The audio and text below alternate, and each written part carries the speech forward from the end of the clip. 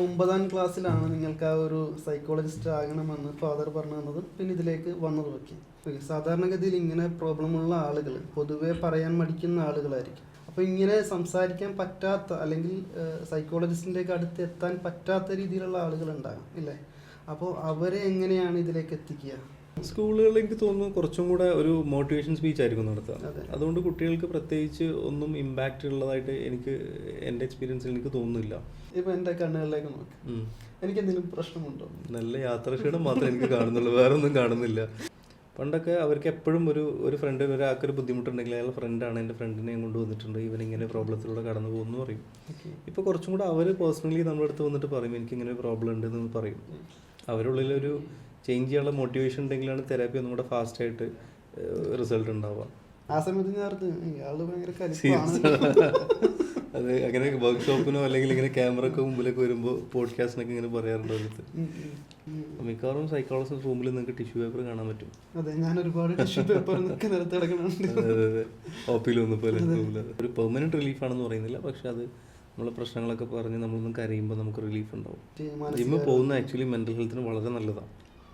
നമ്മൾ വർക്കൗട്ടൊക്കെ ചെയ്യുന്ന സമയത്ത് നമ്മൾ ഹാപ്പി ഹോർമോൺസ് ഒക്കെ ഇൻക്രീസ് ആവും, കുറച്ചും കൂടെ എൻഡോഫിൻ റിലീസ് ഉണ്ടാവും, natural mood booster hormone endorphins ഒക്കെ റിലീസായി നമ്മുടെ ബ്രെയിനും മൈൻഡൊക്കെ ഒന്നും കൂടെ റീഫ്രഷ് ആവും. ഹായ്, നമസ്കാരം മലയാളീസ്. അതായത് മനസ്സെന്ന് പറയുന്ന ഒരു പ്രധാനപ്പെട്ട ഒരു സംഭവമാണ്. ചിന്താവിഷ്ടയായ സീതയിൽ കുമാരനാശാൻ പറയുന്നത് ലോകമെമ്പാടുമുള്ള സുഖം മനസ്സിൻ്റെ സുഖത്തിൻ്റെ അത്രയും വരികയില്ല എന്നാണ് പറയുന്നത്. അതുപോലെ തന്നെ വള്ളത്തോൾ പറയുന്നത് മനസ്സാണ് മനുഷ്യനെ മനുഷ്യനാക്കുന്നത് എന്നാണ്. മനസ്സിലെ കവിതകൾ കണ്ണുനീർ തുള്ളികൾ പിറക്കുന്നു എന്നാണ് ചങ്ങമ്പുഴ കൃഷ്ണപിള്ള തൻ്റെ ആത്മാർത്ഥ സുഹൃത്ത് ഇവിടെ പറഞ്ഞപ്പോൾ പറഞ്ഞത്. അപ്പോൾ മനസ്സ് ഭയങ്കര ഒരു പ്രധാനപ്പെട്ട ഒരു സംഗതിയാണ്. അപ്പോൾ അത് കുട്ടികൾക്കായാലും വലിയവർക്കായാലും ആർക്കായാലും. അപ്പോൾ കേരളത്തിലെ അറിയപ്പെടുന്ന സൈക്കോളജിസ്റ്റും നമ്മുടെ കമ്മ്യൂണിറ്റി മെമ്പറുമായ അസ്ലം സിദ്ദീഖാണ് ഇന്ന് എൻ്റെ കൂടെയുള്ളത്. നമുക്ക് അദ്ദേഹത്തെ വെൽക്കം ചെയ്യാം. Let's welcome Aslam Siddique to നമസ്കാരം മലയാളീസ് ബൈ അർഷാദ് ഖാദർ. ഹലോ, എന്തൊക്കെയുണ്ട് വിശേഷം? നല്ല വിശേഷം, അടിപൊളിയായിട്ട് പോകുന്നു. ഇന്ന് നമ്മൾ മാനസികാരോഗ്യം പറഞ്ഞ് ഞെട്ടിക്കും. അതെ, നമുക്ക് ഇന്ന് സംസാരിക്കാനായിട്ടുള്ളത് എല്ലാവർക്കും ഒരു പ്രധാനപ്പെട്ട ഒരു പ്രശ്നമാണ് മാനസികാരോഗ്യം എന്നുള്ളത്. അപ്പോൾ നമ്മുടെ കമ്മ്യൂണിറ്റിയിലായാലും പത്രങ്ങളിലായാലും മാധ്യമങ്ങളിലായാലും ഒക്കെ എല്ലാവരും ചോദിക്കുന്നു. പണ്ടത്തെ കാലത്തെ അപേക്ഷിച്ച് പണ്ട് ഈ മാനസികാരോഗ്യം എന്ന് പറയുമ്പോൾ എല്ലാവരും ചിന്തിക്കുന്നത് മാനസിക വൈകല്യം അല്ല അങ്ങനെയുള്ള കാര്യങ്ങളൊക്കെയായിരുന്നു. പക്ഷേ ഇപ്പോൾ എല്ലാവരും അതിനെപ്പറ്റി കൂടുതലായിട്ട് ചിന്തിക്കാനായിട്ട് തുടങ്ങി. അതായത് നമ്മുടെ ഗവൺമെൻറ്റും നമ്മുടെ മറ്റുള്ള മീഡിയാസൊക്കെ ഇതിന് പ്രാധാന്യം കൊടുത്തു തുടങ്ങിയിട്ടുണ്ട്. അപ്പോൾ അതുകൊണ്ട് തന്നെ ഇന്ന് എല്ലാവർക്കും അറിയേണ്ടത് മാനസികാരോഗ്യം എങ്ങനെ സംരക്ഷിക്കാം എന്നുള്ളതിനെ പറ്റിയിട്ടാണ്. അപ്പോൾ അതുകൊണ്ട് തന്നെയാണ് നമ്മൾ ഈ ഷോയിലേക്ക് താങ്കളെ ക്ഷണിച്ചിട്ടുള്ളത്. അപ്പോൾ നമുക്ക് കുറച്ച് കാര്യങ്ങളാണ് സംസാരിക്കാനായിട്ടുള്ളത്. ഞാൻ ഈ ഒരു ഷോയിനെ 3 ഭാഗങ്ങളായിട്ടാണ് തിരിക്കുന്നത്. ഒന്ന്, കുട്ടികൾക്ക് വേണ്ടി മാനസികാരോഗ്യം എങ്ങനെ സംരക്ഷിക്കാം, അല്ലെങ്കിൽ മുതിർന്ന ആളുകൾക്ക് ഇതെങ്ങനെ സംരക്ഷിക്കാം, അതോടൊപ്പം തന്നെ വർക്കിംഗ് പ്രൊഫഷണൽ. അപ്പോൾ ഈ 3 കാര്യങ്ങളും ഉൾപ്പെടുത്തിയുള്ള ഒരുപാട് ചോദ്യങ്ങൾ എൻ്റെ കയ്യിലുണ്ട്. അപ്പോൾ അതെല്ലാം നമുക്ക് ചോദിച്ച് നമുക്ക് പോകാം. ആദ്യമായി, നിങ്ങൾ ഈ സൈക്കോളജിസ്റ്റ് ആകാൻ പ്രേരിപ്പിച്ചൊരു ഘടകം ഉണ്ടാകുമല്ലോ, അതെന്താണ്? ആക്ച്വലി ഞാൻ 9th പഠിക്കുന്ന സമയത്താണ് എൻ്റെ ഉപ്പ ബസ്സിൽ യാത്ര ചെയ്യുമ്പോൾ ഒരു സൈക്കോളജിസ്റ്റിൻ്റെ കൂടെ യാത്ര ചെയ്ത്. അങ്ങനെയാണ് ഇപ്പോൾ പറയുന്നത് സൈക്കോളജി എന്ന് പറഞ്ഞ സംഭവം ഉണ്ടെന്നൊക്കെ. അപ്പോൾ ഞാനതിനെക്കുറിച്ച് വായിക്കാനും പഠിക്കാനൊക്കെ തുടങ്ങിയപ്പോൾ എനിക്കും കുറച്ച് ഇൻട്രസ്റ്റിംഗ് ആയി തോന്നി. പിന്നെ ഞാൻ അങ്ങോട്ട് വേറെ ഏരിയനെ കുറിച്ചൊന്നും ചിന്തിച്ചിട്ടില്ല. 10th-ലാണെങ്കിലും 12th-ലാണെങ്കിലും നേരെ കഴിഞ്ഞ് ഒരു കോളേജിൽ ജോയിൻ ചെയ്യായിരുന്നു. ആ സമയത്ത് സൈക്കോളജി ആ കാര്യങ്ങളൊക്കെ അന്വേഷിക്കാനും പഠിക്കാനും തുടങ്ങി. അന്നൊന്നും ഇത്ര പേര് സൈക്കോളജി പഠിക്കുന്നൊന്നുമില്ല. എൻ്റെ ഒരു ഫ്രണ്ടിൻ്റെ ബ്രദറുണ്ട്, ഫിബിൻ എന്ന് പറയും. ഞാൻ ആളെടുത്താണ് ആദ്യം ഇതിനെക്കുറിച്ച് ചോദിക്കുന്നത്. ആൾ ഈ സൈക്കോളജി ഞാൻ പഠിച്ച കോളേജിലാണ് പഠിച്ചത്. അപ്പോൾ ആളുടെ അടുത്താണ് ഞാൻ വീട്ടിലേക്ക് ചെന്നിട്ട് എങ്ങനെയുണ്ട് കോളേജ് എങ്ങനെയുണ്ടെന്നൊക്കെ ചോദിച്ച് മനസ്സിലാക്കി. ഇന്നിപ്പോൾ ഒരുപാട് പേരായി. അപ്പോൾ അവിടുന്നാണ് എനിക്ക് ഫസ്റ്റ് ഇൻഫർമേഷൻ കിട്ടുന്നത്. പിന്നെ ഒരു ഹ്യൂമൻ മൈൻഡ് അല്ലെങ്കിൽ ബിഹേവിയർ പഠിക്കുക എന്നുള്ളത് അന്ന് മുതൽ ക്യൂരിയോസിറ്റിയിൽ നമുക്ക് എല്ലാവർക്കും ക്യൂരിയസ് ആയിട്ടുള്ള സംഗതിയല്ലേ. അപ്പോൾ ആ ക്യൂരിയോസിറ്റി എന്നിലും ഉണ്ടായിരുന്നു. അപ്പോൾ കുറച്ചും കൂടെ അതിലേക്ക് വരാൻ പറ്റി. അല്ല, അന്ന് ഈ 9ാം ക്ലാസ് മുതലാണ് ഇതിനെപ്പറ്റി അറിഞ്ഞതും പഠിക്കാൻ തുടങ്ങിയത്. അപ്പോൾ 9ാം ക്ലാസ്സിന് ശേഷം ഇത് ജോയിൻ ചെയ്ത് അല്ലെങ്കിൽ സൈക്കോളജിയിലേക്ക് മാറിയത് +2 കഴിഞ്ഞിട്ടാണോ? അതെ അതെ, +2 കഴിഞ്ഞിട്ട് സൈക്കോളജി എന്ന് പറയുന്ന ഡിഗ്രി കോഴ്സിലാണ് നിങ്ങൾ ആദ്യം ജോയിൻ ചെയ്തത്. നാട്ടിൽ തന്നെ ആയിരുന്നു? അല്ല, ഞാൻ ആക്ച്വലി അണ്ണാമലയുടെ യൂണിവേഴ്സിറ്റി ക്യാമ്പസ് ഉണ്ട്, ചിദംബരം എന്ന് പറയും. അവിടെ 5 വർഷത്തെ UG PG ഇൻറ്റഗ്രേറ്റഡ് കോഴ്സാണ് ചെയ്തത്. അവിടെ ആക്ച്വലി ഒരു 3 വർഷത്തെ കോളേജ് പഠനം കഴിഞ്ഞിട്ട് വീണ്ടും ഒരു 2 വർഷം നമുക്ക് അവിടെ മെഡിക്കൽ കോളേജിൽ പോസ്റ്റിംഗ് തരും. അവിടെ മുതലാണ് എൻ്റെ ജേണി തുടങ്ങുന്നത്. അപ്പോൾ നമ്മുടെ നാട്ടിലൊക്കെ ഇത് പഠിക്കാനുള്ള സമ്പ്രദായങ്ങൾ അല്ലെങ്കിൽ കോളേജുകൾ ആ സമയത്ത് ഉണ്ടായിരുന്നു? കുറവായിരുന്നു, വളരെ കുറവായിരുന്നു. മലപ്പുറം ജില്ലയിലൊക്കെ വളരെ പിന്നെ എനിക്ക് തോന്നുന്നു അന്ന് അവസരങ്ങളൊന്നും ഉണ്ടായിരുന്നില്ല. പിന്നെ ഈ എണ്ണപ്പെട്ട കുറച്ച് കോളേജ്, ഇപ്പോൾ തൃശ്ശൂർ ഒരു കോളേജ്, അല്ലെങ്കിൽ പിന്നെ എറണാകുളത്ത് ഒരു കോളേജ്, അങ്ങനെ കുറച്ച് കോളേജസ് മാത്രമേ ഉണ്ടായിരുന്നുള്ളൂ. ഇന്നിപ്പോൾ എല്ലാ കോളേജിലും വളരെ കോമൺ ആയിട്ട് പഠിക്കുന്ന ഒരു സബ്ജക്റ്റായിട്ട് മാറി. ഓക്കെ. അപ്പോൾ ഇതൊരു +2 കഴിഞ്ഞ ഒരു കുട്ടിക്ക് ഇത് പഠിക്കാനായിട്ട് എങ്ങനെയാണ് ഇതിന് പ്രിപ്പറേഷൻ അങ്ങനെയുള്ള കാര്യങ്ങളൊക്കെ ചെയ്യേണ്ടത്? ഇപ്പം നമുക്ക് സൈക്കോളജിസ്റ്റ് ആവണമെന്നുണ്ടെങ്കിൽ ഡയറക്റ്റ് നമുക്ക് BSc സൈക്കോളജി കോഴ്സ് നാട്ടിൽ അവൈലബിൾ ആണ്. അപ്പോൾ BSc സൈക്കോളജി വെച്ചിട്ടാണ് നമ്മൾ സ്റ്റാർട്ട് ചെയ്യേണ്ടത്. ആക്ച്വലി 12th കഴിഞ്ഞിട്ട് ഇപ്പോൾ ചില സ്കൂളിലൊക്കെ ഹ്യൂമാനിറ്റീസിൻ്റെ കൂടെ സൈക്കോളജി +2 പഠിപ്പിച്ചു തുടങ്ങുന്നുണ്ട്. അപ്പം അങ്ങനെ അഭിരുചിയുള്ള കുട്ടികൾക്കാണെങ്കിൽ സ്റ്റാർട്ടിങ്ങിൽ മുതൽ ഒരു ബേസ് കിട്ടാൻ ആ ഒരു 12th സൈക്കോളജി പഠിക്കുന്നത് നന്നാവും. ഓക്കെ. അത് കൊമേഴ്സോ സയൻസോ അങ്ങനെ ഏത് സ്ട്രീമുകാർക്കും പഠിക്കാൻ പറ്റുന്ന? അതെ. ഇപ്പോൾ ഉള്ളത് എനിക്ക് തോന്നുന്നു ഹ്യൂമാനിറ്റീസിൻ്റെ കൂടെയാണ് സൈക്കോളജി പഠിക്കുന്നത്.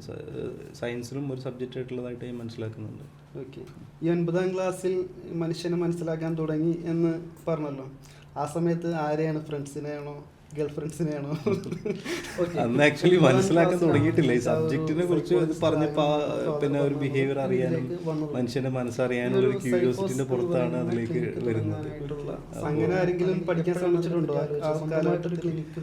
അന്നിപ്പോ നമുക്ക് സൈക്കോളജി അറിയില്ല. ഒരു ഫസ്റ്റ് സൈക്കോളജി എന്ന് ചോദിക്കാൻ എന്റെ മനസ്സിലാക്കിയതിനു ശേഷമാണ് ക്ലിനിക്കിൽ. നമ്മളും അങ്ങനെയൊക്കെ തന്നെയാണ് ഇനീഷ്യലി ചിന്തിച്ചിരുന്നത്. എന്റെ മനസ്സിലുണ്ട് വീട്ടിലേക്ക് ഇറങ്ങുമ്പോഴാണ് ഇതൊന്നും നല്ല വേറൊരു സാധനമാണ് സൈക്കോളജി എന്നുള്ളത് നമുക്ക് മനസ്സിലാവും. എന്റെ മനസ്സിലെപ്പോഴും പറ്റില്ല, ഒരിക്കലും പറ്റില്ല. അതങ്ങനെ തന്നെയാണ് കൊണ്ടുപോകാൻ ആഗ്രഹിക്കുന്നത്. അത് വേറെ ഹോസ്പിറ്റലിൽ വരാനായിട്ട് സ്റ്റിഗ്മ ഒക്കെ ഉള്ളതുകൊണ്ട് ആളുകൾക്ക് ഒരുപാട് ബുദ്ധിമുട്ടും പ്രയാസമൊക്കെ ഉണ്ടായിരുന്നു. അപ്പോൾ അങ്ങനെ നമ്മളൊരു ക്ലിനിക്ക് ഇട്ട സമയത്ത് കുറച്ചും കൂടെ ആളുകൾ ഫ്രീ ആയിട്ട് വന്ന് പിന്നെ സംസാരിച്ച്. ഇപ്പോൾ പണ്ടൊക്കെ ഞാൻ വർക്ക് ചെയ്യുന്നത് പിന്നെ കോട്ടക്കൽ എന്ന് പറഞ്ഞ സ്ഥലത്താണ്. അപ്പോൾ മഞ്ചേരിത്തെ ആളുകൾ എന്നെ കാണാൻ എവിടെ വരും? കോട്ടക്കൽ വരും. കോട്ടക്കത്തെ ആളുകൾ എന്നെ കാണാൻ മഞ്ചേരിക്ക് വരും. എന്തുകൊണ്ടാണ്? അവനവൻ്റെ നാട്ടിൽ സൈക്കോളജിസ്റ്റിനെ കാണാൻ പോകുന്നത് മറ്റാരെങ്കിലും കാണുമോ എന്നുള്ള പേടി.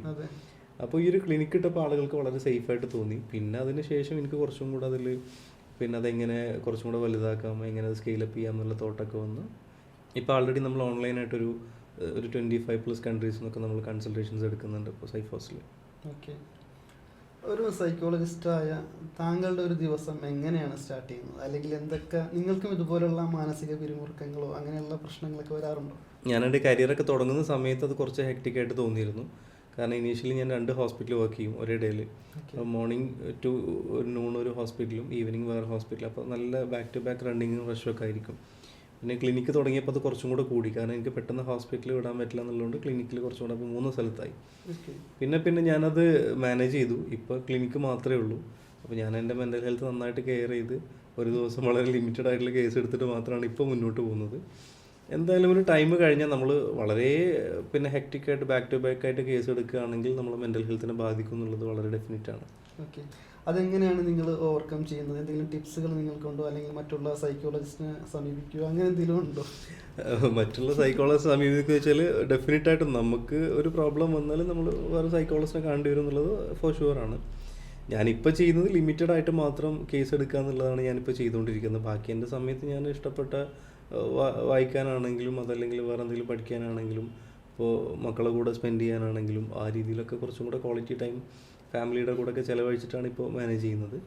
പക്ഷേ എനിക്ക് ഉറപ്പാണ്, കാരണം എന്നത് ബാധിക്കാൻ തുടങ്ങി എന്നുള്ള സമയത്താണ് ഞാൻ അത് പിന്നെ ലിമിറ്റ് ചെയ്തത്. ഓക്കെ. ഈ സൈക്കോളജിയിലേക്ക് വരുന്നത് ഇപ്പോൾ ഒരാൾ ഇപ്പോൾ ഞാൻ വന്ന് പറയുകയാണ്, ഞാൻ ഒരു പ്രാവശ്യം കഴിഞ്ഞ ആഴ്ച 2 ആഴ്ച മുമ്പ് ഞാൻ വിളിച്ചിരുന്നു, എനിക്ക് അത്യാവശ്യമായിട്ട് ഒരു കൺസൾട്ടേഷൻ വേണമെന്ന് പറഞ്ഞ് വിളിച്ചിരുന്നു. അപ്പോൾ അതെനിക്ക് അത്രയും പറ്റാത്തൊരു സിറ്റുവേഷൻ വന്നപ്പോഴാണ്. കാര്യം പണ്ടൊക്കെ ആണെങ്കിൽ നമുക്ക് ഇങ്ങനെയുള്ള കാര്യങ്ങളൊന്നും അറിയില്ല. അപ്പോൾ ഇപ്പോൾ നമ്മൾ ഒരു വർക്ക്ഷോപ്പുകളും അങ്ങനെയുള്ള കാര്യങ്ങളൊക്കെ നടത്തിയപ്പോൾ ഇങ്ങനെയുള്ള കാര്യങ്ങൾക്ക് സൈക്കോളജിസ്റ്റിനെ അപ്രോച്ച് ചെയ്യുക എന്നുള്ളതാണ് ഏറ്റവും ബെസ്റ്റ് എന്ന് പറഞ്ഞു. അപ്പോൾ ഞാൻ അപ്പോഴേക്കും ആ സമയത്ത് താങ്കളെ വിളിച്ചിരുന്നു. അപ്പോൾ ഒരാൾ ഇങ്ങനെ ഒരു പ്രശ്നമായിട്ട് വന്നു കഴിഞ്ഞാൽ എന്തായിരിക്കും ഫസ്റ്റത്തെ ഒരു സ്റ്റെപ്പ് എന്നുള്ളത്? ഫസ്റ്റത്തെ ഒരു സ്റ്റെപ്പ് എന്നുള്ളത് അയാളെ അൺകണ്ടീഷണലായിട്ട് കേൾക്കുക എന്നുള്ളതാണ്. അയാൾ എന്ത് പെയിനാണ് വന്നത്. ഇപ്പോൾ ഒരാളൊരു കൗൺസിലർ എടുത്തിട്ടുള്ള ഇപ്പോൾ ഒരാളൊരു സൈക്കോളജിസ്റ്റ് അടുത്ത് വരുന്ന സമയത്ത് അയാൾ പല ആവർത്തി മനസ്സിനുള്ളിൽ ചിന്തിച്ചിട്ടുണ്ടാവും. ചിലപ്പോൾ ഒരു പ്രശ്നം വരുമ്പോഴേക്ക് സൈക്കോളജിസ്റ്റ് അടുത്തേക്ക് പോകാൻ മാത്രം നമ്മൾ ഡെവലപ്പായി വരുന്നുള്ളൂ എന്നാണ് എനിക്ക് തോന്നുന്നത്. അത് എനിക്ക് പരിഹരിക്കാൻ പറ്റുമോ, അതല്ലെങ്കിൽ അത് എത്രത്തോളം എന്നെ ബാധിച്ചിട്ടുണ്ട്. ഇപ്പോൾ ഒരു സ്റ്റിഗ്മ നമ്മുടെ നാട്ടിൽ ഇപ്പോഴും ഉണ്ട്. സൈക്കോളജിസ്റ്റ് അടുത്ത് പോകുന്നത് എന്തോ മോശമാണെന്നുള്ള. ഇപ്പോൾ അത് ഈ ഒരു ന്യൂ ജനറേഷൻ ഇടയിൽ അത് ഒരുപാട് മാറിയിട്ടുണ്ട്. അത് നല്ലൊരു പോസിറ്റീവായിട്ടാണ് ഞങ്ങൾ സൈക്കോളജിസ്റ്റുകൾ കാണുന്നത്. സ്റ്റിൽ അത് മനസ്സിനുള്ളിൽ ഒരുപാട് ആവർത്തി അവർ പിന്നെ ചിന്തിച്ച് നോക്കിയിട്ടുണ്ടാകും. ഇതിൽ നമ്മൾ അവർ അൺകണ്ടീഷണലായിട്ട് കേട്ട് അവരുടെ പെയിൻ എന്താണെന്ന് മനസ്സിലാക്കിയതിന് ശേഷമാണ് നമ്മൾ അവരെ ഡയഗ്നോസ് ചെയ്യുന്നത്. ഓക്കെ. ഈ പ്രോപ്പർ ഡയഗ്നോസ് ചെയ്തതിന് ശേഷമാണ് നമ്മൾ ട്രീറ്റ്മെൻറ്റ് പ്ലാൻ തെറപ്പി ചെയ്ത് വേണം എന്നുള്ളതൊക്കെ തീരുമാനിക്കാം. അപ്പോൾ ആദ്യത്തെ 1-2 സെഷൻസ് മുഴുവനായിട്ടും അവർ കേൾക്കുക, അവർക്ക് സപ്പോർട്ടീവ് തെറാപ്പി കൊടുക്കുക എന്നുള്ള രീതിയിലൊക്കെയാണ് പോവുക. ഓക്കെ. അപ്പോൾ ആദ്യത്തെ സ്റ്റെപ്പ് എന്നുള്ളത് അവരെ കേൾക്കുക. അവരെ ലിസൺ അപ്പോൾ സാധാരണഗതിയിൽ നിങ്ങൾ കേൾക്കാൻ പറയും, നിങ്ങൾ തന്നെ ആയിരിക്കും കേൾക്കുന്നത്, അല്ലെങ്കിൽ നിങ്ങളുടെ ഫാമിലിയിലുള്ളവർ തന്നെ നിങ്ങൾ കേൾക്കാൻ പറയുക എന്നുള്ള രീതിയിലാണോ നിങ്ങൾ സജസ്റ്റ് ചെയ്യുന്നത്? അല്ല, നമ്മൾ ഇപ്പോൾ സൈക്കോളജി എടുത്ത് വന്നിട്ടുള്ള കാര്യമാണ് പറയുന്നത്. ഇപ്പോൾ സൈക്കോളജിയിൽ, ക്ലിനിക്കൽ സൈക്കോളജിയിൽ പ്രോപ്പറായിട്ടൊരു ഇവാലുവേഷൻ ഉണ്ട്. ഇപ്പോൾ നമ്മളൊരു കേസ് ഹിസ്റ്ററി എടുക്കാമെന്ന് പറയും. അതായത് ആളുടെ ഹിസ്റ്ററി, ആൾക്ക് എപ്പോൾ തുടങ്ങിയ അസുഖം, എങ്ങനെയായിരുന്നു, ആദ്യം എന്ത് ലക്ഷണങ്ങളാണ് തുടങ്ങിയത്, അയാൾക്ക് പൂർവ്വകാല എന്തെങ്കിലും ഹിസ്റ്ററി ഉണ്ടോ, അങ്ങനെ ഒരു ക്ലിനിക്കലി നമ്മളത് ഓർഡറിലാണ് എടുക്കുക. അതിന് ശേഷം പിന്നെ ഒരു മെൻ്റൽ സ്റ്റാറ്റസ് എക്സാമിനേഷൻ എടുക്കും. അയാളെ കറൻ്റ്ലി അയാളുടെ മെൻ്റൽ സ്റ്റാറ്റസിനെ എന്തെങ്കിലും ബാധിച്ചിട്ടുണ്ടോ, അയാളുടെ തോട്ടിൽ, അയാളുടെ ചിന്തകളിൽ എന്തെങ്കിലും ബാധിച്ചിട്ടുണ്ടോ, അയാളുടെ പെർസെപ്ഷനിൽ, അയാൾ കാര്യങ്ങൾ ഉൾക്കൊള്ളുന്ന രീതിയിൽ എന്തെങ്കിലും ബാധിച്ചിട്ടുണ്ടോ, അയാളെ അറ്റൻഷൻ, മെമ്മറിയൊക്കെ ബാധിച്ചിട്ടുണ്ടോ നമ്മൾ നോക്കും. എന്നിട്ട് ഒരു പ്രോപ്പറായിട്ട് ഡയഗ്നോസിസ് നമ്മൾ ആദ്യം ക്രിയേറ്റ് ചെയ്യും. ആ ഡയഗ്നോസിൻ്റെ ബേസിലായിരിക്കും ഏത് ട്രീറ്റ്മെൻറ്റ് പ്ലാൻ വേണം, ഏതൊക്കെ രീതിയിൽ. ഇപ്പോൾ ചില കേസസിൽ എക്സ്ട്രീം കേസസ് ആണെങ്കിൽ ചിലപ്പോൾ അവിടെ മെഡിക്കേഷനും വേണ്ടി വരും.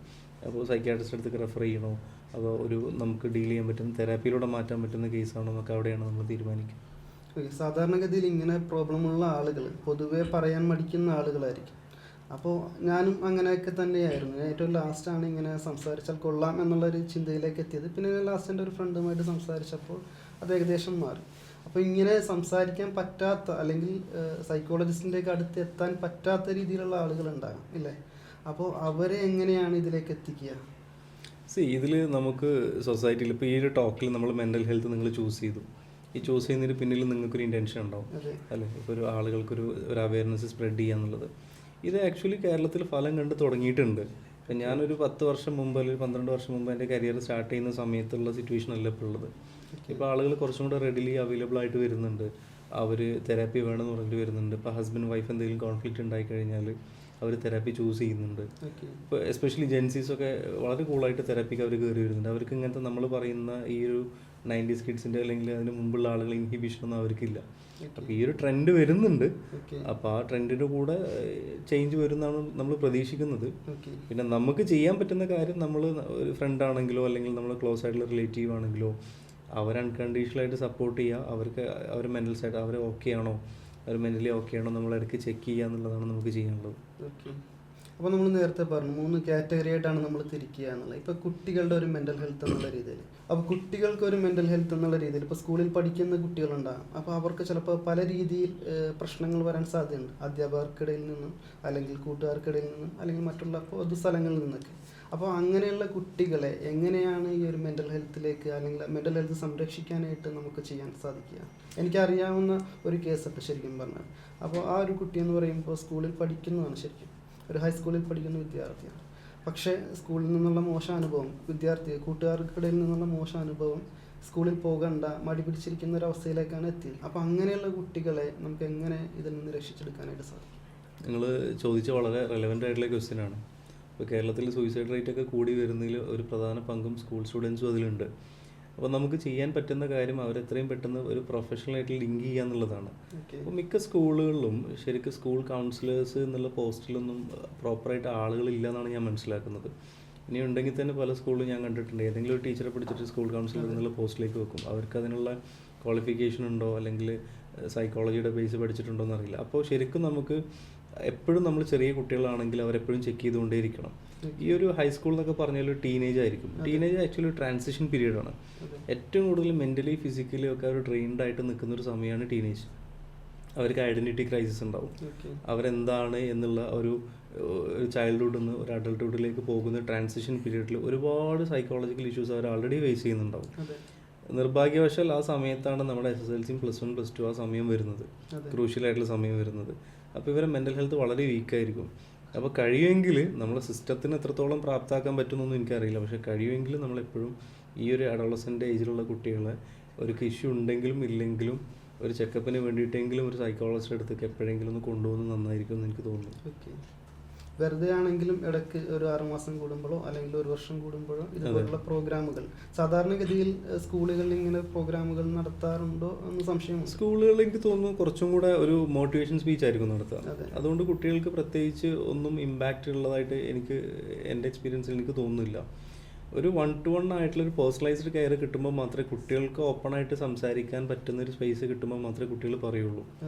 ഇപ്പോൾ ചെറുപ്പത്തിൽ ഉണ്ടാക്കിയിട്ടുള്ള ഒരു ബുള്ളിങ് കിട്ടുന്ന കുട്ടി, അതല്ലെങ്കിൽ സ്കൂളിൽ നിന്ന് മറ്റുള്ള കുട്ടികൾ കളിയാക്കുക, ആ ഒരു ട്രോമ കിട്ടുന്ന കുട്ടീനെ വലുതാകുമ്പോഴും അയാളുടെ ലൈഫിൽ അതേ ഇമ്പാക്റ്റ് ഉണ്ടാവും. ഒരു ഇമ്പാക്റ്റ് എന്ന് പറഞ്ഞാൽ, എക്സാമ്പിൾ എന്ന് പറഞ്ഞാൽ, സ്ഥിരമായിട്ട് ബുള്ളിങ് കിട്ടുന്നൊരു കുട്ടിക്ക് ഒരു പക്ഷേ സോഷ്യൽ ആങ്സൈറ്റി ഉണ്ടാവാം. അവന് സൊസൈറ്റിയിൽ ഇറങ്ങാനോ സംസാരിക്കാനോ ആളുകളോട് പെരുമാറാനൊക്കെ ഇൻഹിബിഷൻസ് ഉണ്ടാവാം. എല്ലാവരും അവനെ കളിയാക്കുന്ന സമയത്ത് ഞാൻ എന്തോ ഒരു മോശമാണെന്നുള്ളൊരു തോന്നൽ അവൻ്റെ മനസ്സിലുണ്ടായി. അത് തുറന്ന് പറയാൻ പോലുള്ള സ്പേസ് അവന് കിട്ടിയിട്ടുണ്ടാവില്ല. ഒരു പക്ഷേ പാരൻസിനും ഇതിനെക്കുറിച്ച് അവരുടെ ജീവിതത്തിൻ്റെ തിരക്ക് കാരണത്ത് ചോദിക്കാൻ പോലും കമ്മ്യൂണിക്കേറ്റ് ചെയ്യാൻ പോലും സമയം കിട്ടിയിട്ടുണ്ടാവില്ല. അപ്പോൾ എനിക്ക് ഒരു സജഷനായിട്ട് എപ്പോഴും തോന്നുന്നത്, അറ്റ്ലീസ്റ്റ് നമ്മൾ അധ്യാപകരൊക്കെ വെക്കുന്ന സമയത്ത് ഒരു പ്രോപ്പറായിട്ടൊരു MSc സൈക്കോളജി കഴിഞ്ഞ ഒരു ആളെ സ്കൂളിൽ വെക്കുകയാണെങ്കിൽ, പീരിയോഡിക്കലി എല്ലാ കുട്ടികളോടും ആ സൈക്കോളജിസ്റ്റ് പീരിയോഡിക്കലി സംസാരിക്കുകയാണെങ്കിൽ ഇതിന് വലിയ ഇമ്പാക്റ്റ് ഉണ്ടാക്കാൻ പറ്റും. കുട്ടികളുടെ കേസ് അങ്ങനെയാണ്. പിന്നെ എന്താ പറയുക, അവർക്ക് അവയർനെസ് കൊടുക്കുക. ഇപ്പം ഈ ഒരു കുട്ടിയുടെ പ്രശ്നം എന്ന് വെച്ചാൽ ആ കുട്ടിയെ മാത്രം കൗൺസിലിംഗ് ചെയ്തത് കൊണ്ട് ആ ഒരു പ്രശ്നം തീരുമെന്ന് എനിക്ക് തോന്നുന്നില്ല. അപ്പോഴും ഇപ്പുറത്തെ സൈഡിൽ, ഓപ്പോസിറ്റ് സൈഡിൽ ഒരുപാട് കുട്ടികളും കാര്യങ്ങളൊക്കെ ഉണ്ട്. അവർക്ക് അവയർനെസ് കൊടുക്കണം, അങ്ങനെയുള്ള കാര്യങ്ങളൊക്കെ കൊടുക്കണം. അപ്പോൾ ഇതിന് ചെയ്യാൻ പറ്റുന്നത് സ്കൂൾ തലം മുതൽ അവയർനെസ്സും അങ്ങനെയുള്ള കാര്യങ്ങളൊക്കെ കൊടുക്കുക എന്നുള്ളതാണ് അല്ലേ? ഈ അവയർനെസ് എന്നുള്ളതോടൊപ്പം തന്നെ നമ്മൾ ഒരു വലിയൊരു ഇമ്പാക്റ്റ് ഇതിൽ ക്രിയേറ്റ് ചെയ്യണമെങ്കിൽ എഡ്യൂക്കേഷൻ കരിക്കുലത്തിൽ മാറ്റം വരണം. സ്കൂൾ കലണ്ടറിൽ ഈ ഒരു മെൻ്റൽ ഹെൽത്ത് എന്നുള്ള സംഗതി അവിടെ നിർബന്ധമായിട്ട് കയറണം. നമുക്ക് എത്ര സ്കൂളിൽ, അല്ലെങ്കിൽ നമ്മുടെ നാട്ടിൽ എത്ര സ്കൂളിൽ എവിടെ അസേർട്ടീവ്നെസ് ഉണ്ട്, എവിടെ എസ് പറയണം, എവിടെ നോ പറയണം എന്നുള്ളതുണ്ട്. ഒരു പ്രോപ്പറായിട്ടുള്ള സെക്സ് എഡ്യൂക്കേഷൻ എത്ര സ്കൂളിൽ കൊടുക്കുന്നുണ്ട്, എവിടെയാണ് നമ്മളെ ബൗണ്ടറി, എവിടെയാണ് നമ്മൾ ലിമിറ്റ് എന്ന് പറയുന്നുണ്ട്. ഇതൊക്കെ നമ്മൾ ലിമിറ്റേഷൻസ് ആണ്. അൺലെസ് നമ്മളെ കരിക്കുലത്തിൻ്റെ ഭാഗമാവാതെ, നമ്മളെ സ്കൂൾ കലണ്ടറിൻ്റെ ഭാഗമായിട്ട് അത് കൊടുക്കാതെ ഇവിടെ ഒരു ചേഞ്ചും നമ്മൾ സംസാരിച്ചുകൊണ്ടുണ്ടാകാൻ പോകുന്നില്ല. ഓക്കെ സ്കൂൾ തലം മുതൽ അങ്ങനെ കൊടുക്കാൻ പറ്റുന്നില്ല, അവരെ കൊണ്ട് സാധിക്കുന്നില്ല. ആസ് എ സൈക്കോളജിസ്റ്റ് അല്ലെങ്കിൽ നിങ്ങളൊരു ക്ലിനിക്കിൻ്റെ ഓണറാണ്, നിങ്ങളെ കൊണ്ട് എന്ത് ചെയ്യാനായിട്ട് സാധിക്കും? ഒരു പ്രോബ്ലം നമുക്ക് അഡ്രസ്സ് ചെയ്ത് അല്ലെങ്കിൽ അഡ്രസ്സ് ചെയ്യണമെങ്കിൽ ആൾ സൈക്കോളജിസ്റ്റ് അടുത്തേക്ക് വന്നേ മതിയാവുള്ളൂ. അപ്പം നമുക്ക് പരമാവധി അവയർനെസ് സെഷൻസും അവയർനെസ് ക്ലാസ്സുകളൊക്കെ നമ്മളെ കൊണ്ട് കഴിയുന്ന പോലെ നമ്മൾ സൈക്കോളജിസ്റ്റുകളും അസോസിയേഷൻസും ഒക്കെ ചെയ്യുന്നുണ്ട്. പക്ഷേ ഈ വീട്ടിൽ നിന്ന് സ്കൂളിൽ പോയി സ്കൂളിൽ നിന്ന് തിരിച്ചു വരുന്ന മക്കളിൽ എന്തെങ്കിലും പ്രോബ്ലം ഉണ്ടോ എന്ന് ഐഡൻറ്റിഫൈ ചെയ്യണമെങ്കിൽ ഫസ്റ്റ് അവരുടെ പാരൻസ് ആൻഡ് ടീച്ചേഴ്സ്. അപ്പോൾ ഈ പാരൻസിനും ടീച്ചേഴ്സിനും ഇതിനെക്കുറിച്ചുള്ള ഒരു പ്രോപ്പർ അവയർനെസ് നിങ്ങൾ നേരത്തെ പറഞ്ഞ പോലെ ക്രിയേറ്റ് ചെയ്തേ മതിയാവുള്ളൂ. പക്ഷേ ഈ വീട്ടിൽ വരുന്ന കുട്ടി ഉണ്ടല്ലോ, ആ കുട്ടിക്ക് എങ്ങനെ ഇത് തിരിച്ചറിയാനായിട്ട് സാധിക്കും? നമുക്ക് എങ്ങനെ കണ്ടെത്താനായിട്ട് സാധിക്കും ഇങ്ങനെ ഒരു പ്രശ്നം ആ കുട്ടിയിൽ ഉണ്ടെന്ന്? എന്തെങ്കിലും സിംറ്റംസോ അല്ലെങ്കിൽ കാര്യങ്ങൾ നമുക്ക് അറിയാനായിട്ട് സാധിക്കും? ആക്ച്വലി വളരെ ബുദ്ധിമുട്ടാണ്. അപ്പോൾ നമ്മൾ അഡൾട്ടിൽ ഡിപ്രഷനുള്ള പോലെയല്ല കുട്ടികളുടെ ഡിപ്രഷൻ ഉണ്ടാവുക. ഒരു എക്സാമ്പിൾ പറയുകയാണെങ്കിൽ, നമ്മൾ ഭയങ്കര ഹോപ്പ്ലെസ് ആയിട്ട് അല്ലെങ്കിൽ വർത്ത്ലെസ് ആയിട്ട് കരയുക, അങ്ങനത്തെ കാര്യങ്ങളൊന്നും ചിലപ്പോൾ കുട്ടികളുണ്ടാവില്ല. ചിലപ്പോൾ ചൈൽഡ്ഹുഡ് ഡിപ്രഷനിൽ കൂടുതൽ കാണുന്നത് ആക്ച്വലി വാശി, ദേഷ്യമൊക്കെയാണ്. അപ്പോൾ ഇതിന് നമുക്ക് ഒരു പാരൻറ്റ് മീറ്റിങ്ങിനോ അല്ലെങ്കിലൊക്കെ പിന്നെ ഇത്തരത്തിൽ പാരൻസിനെ ഇതാണ് ഇതിൻ്റെ സിംറ്റം എന്ന് എഡ്യൂക്കേറ്റ് ചെയ്യുക എന്നുള്ളതല്ലാതെ വേറെ നമുക്കൊരു ഓപ്ഷനും ഇല്ല.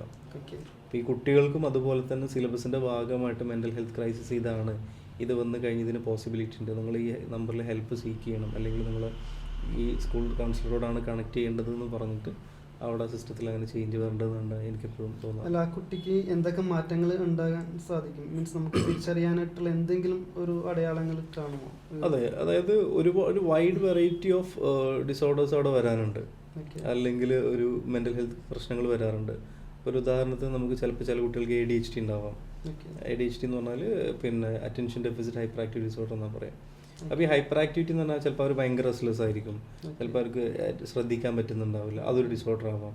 പിന്നെ അതല്ലെങ്കിൽ ചിലപ്പോൾ ഞാൻ നേരത്തെ പറഞ്ഞ കുട്ടികൾക്ക് ഡിപ്രഷൻ ഉണ്ടാവാം. ഇപ്പോൾ ചിലപ്പോൾ പാരൻസിനോട് മാത്രം വാശിയുള്ള കുട്ടികളുണ്ടാവും, ബാക്കി സ്കൂളിലൊക്കെ അവൻ ഓക്കെയാണ്. ഇപ്പോൾ ഏതൊരു അച്ഛൻ്റെ അടുത്ത് അല്ലെങ്കിൽ അമ്മൻ്റെ അടുത്ത് ആരാണോ അവനെ കൺട്രോൾ ചെയ്യുന്നത് അവരുടെ അടുത്ത് മാത്രം വാശി ദേഷ്യമുള്ള കുട്ടികളുണ്ടാവും. ഇതൊരു ODD എന്ന് പറയാം, ഒപ്പോസിഷണൽ ഡീഫിയൻറ്റ് ഡിസോർഡർ എന്ന് പറയാം. ഇങ്ങനെ ഓരോ വൈഡ് ക്ലാസിഫിക്കേഷൻസ് ഉണ്ട്. ഒരുപാട് കാര്യങ്ങൾ അതിൽ നമ്മൾ നോക്കാനുണ്ട്. അപ്പോൾ നമ്മൾ സിമ്പിളായിട്ട് മനസ്സിലാക്കുകയാണെങ്കിൽ സാധാരണ കുട്ടിയുടെ ബിഹേവിയറിൽ നിന്ന് ഒരു റിമാർക്കബിൾ ആയിട്ടുള്ള ഏറ്റക്കുറച്ചിൽ ഉണ്ടായി കഴിഞ്ഞാൽ that's a red flag and warning sign. അതെങ്ങനെ മാറ്റിയെടുക്കാം? അങ്ങനെയുള്ള കുട്ടികളെ നിങ്ങളുടെ അടുത്ത് എത്തിച്ചിട്ടുണ്ടെങ്കിൽ എങ്ങനെയായിരിക്കും ഫസ്റ്റ് സ്റ്റെപ്പുകൾ? നേരത്തെ പറഞ്ഞതുപോലെയുള്ള സ്റ്റെപ്പുകളാണോ ഇത്? അതെ, നമ്മൾ പിന്നെ അവരെ ഡീറ്റെയിൽ ആയിട്ട് കേസ് ഹിസ്റ്ററി ഒക്കെ എടുത്ത് അനലൈസ് ചെയ്തതിന് ശേഷം മിക്കവാറും ബിഹേവിയറൽ ആയിട്ടുള്ള ഇഷ്യൂസ് ആണെങ്കിൽ നമുക്ക് ബിഹേവിയർ തെറാപ്പീസ് ഉണ്ട്. അതല്ലെങ്കിൽ നമുക്ക് പിന്നെ അത്തരത്തിലുള്ള എഡ്യൂക്കേഷനിൽ പിന്നോട്ട് നിൽക്കുന്ന കുട്ടികളുടെ IEP ഇൻഡിവിജ്വൽ എഡ്യൂക്കേഷൻ പ്രോഗ്രാം എന്നിട്ട് IEP ട്രെയിനിങ്സ് ഉണ്ട്. ഇതുവഴിയൊക്കെ നമുക്ക് മാറ്റിയെടുക്കാം. ഇനിയിപ്പോൾ ഒരു ഡിപ്രസ്ഡ് ഒക്കെ ആണെങ്കിൽ നമുക്ക് തെറാപ്പിയൊക്കെ കൊടുത്തിട്ട് അത് CBT പോലത്തെ തെറാപ്പി കൊടുത്തിട്ടൊക്കെ അത് ചേഞ്ച് ചെയ്തെടുക്കാം. ഓക്കെ. സാധാരണക്കാർക്ക് ഇതൊരു വലിയൊരു എക്സ്പെൻസീവ് ആയിട്ടുള്ള തെറാപ്പിയാണെന്നുള്ളൊരു ചിന്ത ഉണ്ടെന്ന് തോന്നുന്നു. അപ്പോൾ ശരിക്കും പറഞ്ഞാൽ അങ്ങനെയാണോ? തെറാപ്പി അഫോർഡബിൾ ആണോ എന്ന് ചോദിച്ചാൽ അഫോർഡബിൾ ആയ സ്ഥലങ്ങളുണ്ട്, അഫോർഡബിൾ കുറച്ചും കൂടെ നല്ല രീതിയിൽ ചാർജ് ചെയ്യുന്ന സ്ഥലങ്ങളുണ്ട്. അപ്പോൾ നമ്മൾ എന്ത് പ്രൊഡക്റ്റ് എടുത്താലും അതിൽ പല പ്രൈസ് റേഞ്ച് വരുന്നുണ്ട് എന്നുള്ള പോലെ തന്നെ അതിലുണ്ട്. അപ്പോൾ നമുക്ക് എന്തായാലും തെറാപ്പിക്ക് ഒരു മിനിമൽ കോസ്റ്റ് ഉണ്ടാവും. കാരണം ഒരു 1 hour ആണ് ഒരു 45 minutes to 1 hour ആണ് ഒരു തെറാപ്പിസ്റ്റ് ഒരാളെ കൂടെ സ്പെൻഡ് ചെയ്യാം. അപ്പോൾ നമുക്ക് സാധാരണ മെഡിക്കൽ ഡോക്ടേഴ്സ് ചെയ്യുന്ന പോലെ ഈസി ആയിട്ട് അത് കൈകാര്യം ചെയ്ത് വിടാൻ ഒരിക്കലും തെറാപ്പിയിൽ കഴിയില്ല. അപ്പോൾ സ്വാഭാവികമായിട്ട് അതിൻ്റെ ഒരു കോസ്റ്റ് എല്ലായിടത്തും ഉണ്ടാവും. പിന്നെ നമുക്ക് ഇപ്പോൾ പിന്നെ തെറാപ്പി ഗവൺമെൻറ് സെക്ടേഴ്സിലും ഒരുപാട് വരുന്നുണ്ട്. അപ്പോൾ അതൊക്കെ നമുക്ക് യൂസ് ചെയ്യാൻ പറ്റും. പിന്നെ ഈ നേരത്തെ കുട്ടികളുടെ കേസ് പറഞ്ഞത്, കുട്ടികൾക്ക് ശരിക്കും ഒരു ഫുള്ളി ഫങ്ഷനിങ് സ്കൂളാണെങ്കിൽ 2 സൈക്കോളജിസ്റ്റുകൾ വെച്ച് കഴിഞ്ഞാൽ, പ്രോപ്പർ ക്വാളിഫൈഡ് ആയിട്ടുള്ള സൈക്കോളജിസ്റ്റുകൾ വെച്ച് കഴിഞ്ഞാൽ തന്നെ അത് വളരെ ഒരു ടീച്ചേഴ്സിന് കൊടുക്കുന്ന സാലറി കൊടുത്താൽ തന്നെ അത് മീറ്റ് ചെയ്ത് പോകും. ശരിക്കും പറഞ്ഞാൽ ഇങ്ങനെയുള്ള ഒരു ചികിത്സക്ക് ഏകദേശം എത്ര ഡ്യൂറേഷൻ വരും? അത് പിന്നെ നമുക്ക് മെൻ്റൽ ഹെൽത്തിൽ ഒരു കറക്റ്റ് ഡ്യൂറേഷൻ പറയാൻ പറ്റില്ല, അത് സബ്ജക്റ്റീവാണ്. അത് ഓരോരുത്തരുടെ ഹിസ്റ്ററിയും ആളുടെ എത്ര കാലമായി ഈ ബുദ്ധിമുട്ട് തുടങ്ങിയിട്ട് എന്നുള്ളതിനൊക്കെ ഡിപ്പെൻഡ് ചെയ്തുകൊണ്ടിരിക്കും. ഈ ഒരു പ്രോബ്ലം ഒരു മൈൽഡ് ഇഷ്യൂ ആണ്, റീസെൻ്റ്ലി സ്റ്റാർട്ട് ചെയ്തതാണ് എങ്കിൽ നമുക്ക് തെറാപ്പിയിട്ട് ഒരു 8 sessions അല്ലെങ്കിൽ 8 to 10 sessions കൊണ്ടൊക്കെ ചിലപ്പോൾ മാറ്റിയെടുക്കാൻ പറ്റും. ഇനി അതെല്ലാം ഒരുപാട് ക്രോണിക് ആയിട്ട് നിലനിൽക്കുന്ന പ്രോബ്ലം ആണെങ്കിൽ തെറാപ്പിയും കുറച്ച് പ്രൊലോങ്ഡ് ആയിട്ട് പോകേണ്ടി വരും. അതുപോലെ തന്നെ മെഡിക്കേഷനും കുറച്ച് പ്രൊലോങ്ഡ് ആയിട്ട് പോകേണ്ടി വരും. ഓക്കെ. ഇപ്പോൾ എല്ലാവർക്കും ഈ ഒരു മെൻ്റൽ പ്രോബ്ലം ഉള്ളതുകൊണ്ട് ഒരുപാട് ക്ലിനിക്കുകൾ പൊങ്ങി വരുന്നുണ്ട്. അപ്പോൾ ഇതിൽ നിന്ന് എങ്ങനെ നമുക്ക് നല്ല ക്ലിനിക്കുകൾ ഏതാണ് അല്ലെങ്കിൽ ഫേക്ക് ഏതാണ് എന്നുള്ള രീതിയിൽ കണ്ടെത്താൻ സാധിക്കും? നല്ലൊരു ക്വസ്റ്റ്യനാണ്. കാരണം കേരളത്തിൽ ഞാൻ എൻ്റെ ഒരു എക്സ്പീരിയൻസ് വെച്ച് പറയാം. ഞാൻ പഠിച്ച MPhil ഒക്കെ കഴിഞ്ഞ് വന്ന സമയത്ത് ഞങ്ങൾ കരിക്കുലത്തിലൊന്നും കാണാത്ത രീതിയിൽ ഒരുപാട് തെറാപ്പീസ് നാട്ടിൽ കാണുന്നുണ്ട്. മൈൻഡ് പവർ തെറാപ്പി, അല്ലെങ്കിൽ പിന്നെ mind power training, psycho മെൻറ്റിങ് counselling, ഇതൊക്കെ എന്താണെന്ന് ഞങ്ങൾക്ക് വലിയ ധാരണയൊന്നുമില്ല. അപ്പോൾ ഇതിലേറ്റവും കൂടുതലുള്ള സത്യത്തിൽ ഫേക്കാണ്. നിങ്ങളൊരു സാധാരണക്കാരനാണെങ്കിൽ നിങ്ങൾക്ക് അവിടെ ഇപ്പോൾ നമുക്കറിയാം നമ്മളെ സിസ്റ്റം അഗൈൻ വീക്കാണ്, ഇതിനെ റെഗുലേറ്റ് ചെയ്യുന്നില്ല എന്നുള്ളൊരു സത്യമാണ്. അപ്പോൾ നിങ്ങൾ പോകുന്ന സൈക്കോളജിസ്റ്റോട് നിങ്ങൾക്ക് വളരെ ഹംബിളായിട്ട് ചോദിക്കാം, നിങ്ങൾ ഏത് യൂണിവേഴ്സിറ്റിയിൽ നിന്നാണ് പഠിച്ചത്, നിങ്ങൾ ഏത് വർഷമാണ് ഗ്രാജുവേറ്റ് ചെയ്തത്, നിങ്ങൾ ഇപ്പോൾ ഒരു പിന്നെ ഡിപ്ലോമ അല്ലെങ്കിൽ തപാൽ വഴി നീന്തം പഠിക്കാന്ന് പറഞ്ഞ പോലെ ഒരു കോഴ്സ് അല്ലല്ലോ സൈക്കോളജി. ഒരാളെ മെൻ്റൽ ഹെൽത്ത് പിന്നെ നമ്മൾ അത്രയും ഇമ്പോർട്ടൻ്റ് ആയിട്ടുള്ള സംഗതിയാണ്. ഇപ്പോൾ റീസെൻ്റ് ആയിട്ടാണ് UGC ഒരു പിന്നെ സർക്കുലർ ഇറക്കിയത്, ഓൺലൈനായിട്ടും ഡിസ്റ്റൻസ് ആയിട്ടും സൈക്കോളജി ഇനി പഠിക്കാൻ പറ്റില്ല എന്നുള്ളത്. അതിനർത്ഥം ഇതുവരെ പറ്റിയിരുന്നു. അപ്പോൾ നിങ്ങൾ ശ്രദ്ധിക്കേണ്ടതെന്ന് വെച്ചാൽ ഇനി സൈക്കോളജിസ്റ്റിൻ്റെ അടുത്ത് പോകുമ്പോൾ അവരുടെ ക്വാളിഫിക്കേഷൻ ചോദിക്കുക, പിന്നെ ഇതിന് നമ്പറോ രജിസ്ട്രേഷൻ നമ്പറോ അങ്ങനെയുള്ള കാര്യങ്ങളുണ്ടോ? അതിൽ നമുക്ക് സാധാരണ കൺസൾട്ടൻറ്റ് സൈക്കോളജിസ്റ്റ് എന്ന് പറഞ്ഞ് MSc റെഗുലറായിട്ട് പഠിച്ച ആളുകൾക്ക് പ്രാക്ടീസ് ചെയ്യാം. അവർക്ക് ഇപ്പോൾ ഒരു ഇന്ത്യൻ്റെ ഒരു പുതിയൊരു കൗൺസിൽ നമ്പർ അത് ആയി വരുന്നേ ഉള്ളൂ, പക്ഷേ സൂൺ അതാവും. ഇപ്പോൾ ക്ലിനിക്കൽ സൈക്കോളജിസ്റ്റുകൾക്ക് ആൾറെഡി രജിസ്റ്റേർഡ് നമ്പർ ഉണ്ടാവും, CRR നമ്പർ എന്ന് പറഞ്ഞിട്ട് നമ്പർ ഉണ്ടാവും. അപ്പോൾ നിങ്ങൾക്ക് അറ്റ്ലീസ്റ്റ് അവരോട് ചോദിക്കാം, നിങ്ങൾ ഏത് യൂണിവേഴ്സിറ്റിയിൽ നിന്നാണ് പഠിച്ചത്, ഒരു യൂണിവേഴ്സിറ്റിയിൽ നിന്നോ കോളേജിൽ നിന്നോ ഇത് പഠിക്കാൻ പറ്റുള്ളൂ, അല്ലാതെ ബസ് സ്റ്റാൻഡിൻ്റെ മുകളിൽ നിന്നോ അല്ലെങ്കിൽ ഏതെങ്കിലും ഒരു സ്ഥലത്തു നിന്നോ ഓൺലൈനായിട്ടൊന്നും ഇത് പഠിക്കാൻ പറ്റില്ലല്ലോ. അങ്ങനെ ഒരുപാട് കോഴ്സസ് ഉണ്ട്, പക്ഷേ സ്റ്റിൽ അതൊന്നും നമ്മളൊന്ന് ആലോചിച്ചാൽ മതി. പിന്നെ ഇതൊക്കെ ഒരു വലിയൊരു ഫാക്ടർ എന്താണെന്ന് വെച്ചാൽ ഈ ഒരു കോഴ്സുകളൊക്കെ കടത്തുന്നത് സ്പിരിച്വാലിറ്റിൻ്റെ മറവിലാണ്. അവിടെയാണ് നമ്മളൊക്കെ സ്പിരിച്വാലിറ്റി എന്ന് പറഞ്ഞാൽ നമ്മളൊക്കെ ചില ആളുകൾ വൾണറബിൾ ആയിട്ടുള്ള ഏരിയ ആയിരിക്കും. സ്പിരിച്വാലിറ്റി മോശമാണെന്നല്ല, അവനവൻ്റെ വിശ്വാസം കാര്യങ്ങളൊക്കെ കൊണ്ടുപോകുന്നതൊക്കെ നല്ലതാണ്. നമ്മളെ മെൻ്റൽ ഹെൽത്തിനും നമ്മൾ സ്പിരിച്വാലിറ്റി നല്ലതാണ്. പക്ഷേ സ്പിരിച്വാലിറ്റി ചില ക്വൈറ്റ്സ് ആയിട്ടുള്ള ആളുകൾ, അതായത് വ്യാജന്മാരത് അവരുടെ ലാഭത്തിന് വേണ്ടി യൂസ് ചെയ്യുന്നു എന്നുള്ളതാണ് പ്രശ്നം. 10 വർഷത്തിനുള്ളിൽ നമ്മുടെ ഒരു സമൂഹത്തിൻ്റെ ഒരു സമീപനം ഇതിൽ മാറിയിട്ടുണ്ട്. അത് നിങ്ങൾക്ക് എങ്ങനെ തിരിച്ചറിയാൻ കഴിയുന്നുണ്ടത്? ഒന്നാമത് വളരെ ഈസി ആയിട്ട് ആളുകൾ എനിക്കൊരു മെൻ്റൽ ഹെൽത്ത് ക്രൈസിസ് ഉണ്ട് എന്ന് പറഞ്ഞിട്ട് ക്ലിനിക്കിൽ വരാറുണ്ട്. പണ്ടൊക്കെ അവർക്ക് എപ്പോഴും ഒരു ഫ്രണ്ട്, ഒരാൾക്കൊരു ബുദ്ധിമുട്ടുണ്ടെങ്കിൽ അയാൾ ഫ്രണ്ടാണ്, എൻ്റെ ഫ്രണ്ടിനെ കൊണ്ടുവന്നിട്ടുണ്ട്, ഇവനിങ്ങനെ പ്രോബ്ലത്തിലൂടെ കടന്നു പോകുമെന്ന് പറയും. ഇപ്പോൾ കുറച്ചും കൂടെ അവർ പേഴ്സണലി നമ്മുടെ അടുത്ത് വന്നിട്ട് പറയും എനിക്കിങ്ങനെ പ്രോബ്ലം ഉണ്ടെന്ന് പറയും. പിന്നെ ആളുകൾ ചില സമയത്ത് പണ്ടൊക്കെ നിർബന്ധിച്ചാലായിരുന്നു കൗൺസിലിങ്ങിനൊക്കെ വന്നിരുന്നത്. ഒരു ഉദാഹരണത്തിന് ഫാമിലി, ഇപ്പോൾ എൻ്റെ നാട്ടിൽ ഫാമിലി കേസൊക്കെ ഉണ്ടാകുമ്പോൾ അല്ലെങ്കിൽ ഈ മധ്യസ്ഥ ചർച്ച ഉണ്ടാവും, അല്ലെങ്കിൽ മഹല്ലുകൾ ഇടപെടും, എന്നിട്ടാണ് അവരെ കൗൺസിലിങ്ങിന് പറഞ്ഞേക്കുക. അപ്പം അതിൻ്റെയൊക്കെ പിന്നെ മുമ്പ് അവർക്ക് തന്നെ ഹസ്ബൻഡിനും വൈഫിനും സംതിങ് റോങ് ആയിട്ട് പോകുന്നത് കണ്ടാൽ അവർ തന്നെ സ്വയം വില്ലിങ് ആയിട്ട് സെഷൻസിന് വരുന്നുണ്ട്. ഈ വർക്ക് ചെയ്യുന്ന ആളുകൾക്കും പിന്നെ കുറേയൊക്കെ അവർ റെഡിലി എനിക്ക് ഇങ്ങനെ ഒരു പ്രോബ്ലം ഉണ്ട് എന്ന് പറഞ്ഞിട്ടൊക്കെ അവർ സ്വന്തം വരുന്ന ആളുകൾ വളരെ കൂടുതലാണ് ഇപ്പോൾ. ഒരു വില്ലിങ്നെസ് ഉണ്ട്. ഇപ്പോൾ നമുക്ക് തെറാപ്പിയിൽ വരുമ്പോൾ ഈ വില്ലിങ്നെസ് ടു ചേഞ്ച് വളരെ ഇമ്പോർട്ടൻ്റ് ആണ്. അവരുള്ളിലൊരു ചേഞ്ച് ചെയ്യാനുള്ള മോട്ടിവേഷൻ ഉണ്ടെങ്കിലാണ് തെറാപ്പി ഒന്നും കൂടെ ഫാസ്റ്റായിട്ട് റിസൾട്ട് ഉണ്ടാവുക. അപ്പോൾ അത് വളരെ എഫക്റ്റീവാണ്, അല്ലെങ്കിൽ കുറച്ചും കൂടെ കൂടിയിട്ടുണ്ടെന്ന് എനിക്കിപ്പോൾ തോന്നാറുണ്ട്. ഓക്കെ, നമ്മുടെ ആദ്യത്തെ കാറ്റഗറി സ്റ്റുഡൻസ് ആയിരുന്നു. രണ്ടാമത്തെ കാറ്റഗറി ഫാമിലിയാണ്. പറഞ്ഞ പോലെ ഫാമിലിയിൽ ഇങ്ങനെയുള്ള പ്രശ്നങ്ങൾ ഉണ്ടാകാം. ടൈം കിട്ടുന്നില്ല, അല്ലെങ്കിൽ മറ്റുള്ള പ്രശ്നങ്ങൾ, അങ്ങനെ ഒരുപാട് പ്രശ്നങ്ങൾ വരുന്ന ഒരു സംഭവമാണ് ഫാമിലി എന്നുള്ളത്. അങ്ങനെയുള്ളവർക്ക് കൊടുക്കാനായിട്ടുള്ള ഉപദേശം എന്താണ് ഫാമിലിയിലെ മെൻ്റൽ ഹെൽത്ത് സംരക്ഷിക്കാൻ?